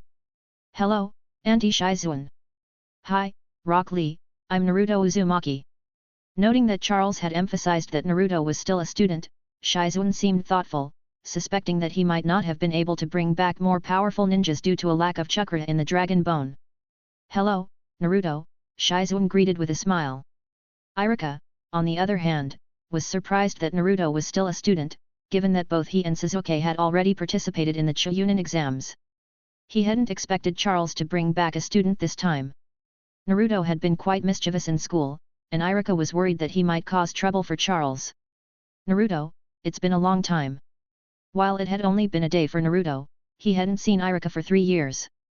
Rock Lee also greeted Naruto, saying, "Hello, Naruto-kun, it's been a while." Scratching the back of his head, Naruto looked at them and said sheepishly, have we met before?"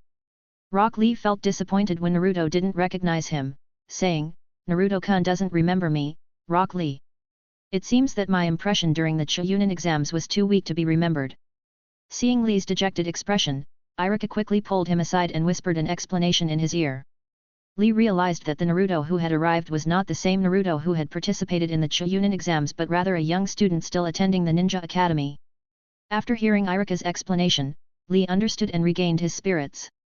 He approached Naruto, extended his hand, and said, "Let's start over. I'm Rock Lee, and from now on, we're comrades." Seeing Lee's enthusiasm, Naruto shook his hand and responded, "I'm Naruto Uzumaki. Please teach me a lot in the future." After introducing Naruto, Charles sat down beside Shizune and signaled for the others to take their seats. Once everyone was seated, Charles looked at the delicious food on the table and took out 6 more bowls of ramen from his storage space. He then said, "To celebrate the addition of a new member, we're having an extra meal today. Each of you gets an extra bowl of delicious ramen." Because they were all ninjas, Charles wasn't worried that anyone couldn't finish the food. Ninja training required maintaining high energy levels, and their appetites were accordingly substantial. Everyone gladly accepted the extra bowls of ramen, and Naruto was especially thrilled. He loved ramen, and to have 2 bowls in one day was a delightful surprise. Moreover, there were plenty of other delicious dishes on the table. "Thank you for your hospitality," Naruto exclaimed with gratitude. After Charles smiled and said, "Let's dig in." Everyone began to enjoy their breakfast, starting with the extra bowls of ramen. Charles continued to eat his own bowl of ramen. During the meal, Naruto couldn't help but steal glances at the headbands worn by everyone, especially Lee and Suzuk, whose headbands held his attention the longest. Lee's headband was less visible since it was tied around his waist, making it challenging for Naruto to see. However, Sasuke's headband was quite prominent, and Naruto couldn't help but gaze at it. Suzuk noticed Naruto's curiosity and deliberately adjusted his headband, making it even more visible. This action left Naruto in awe and envy.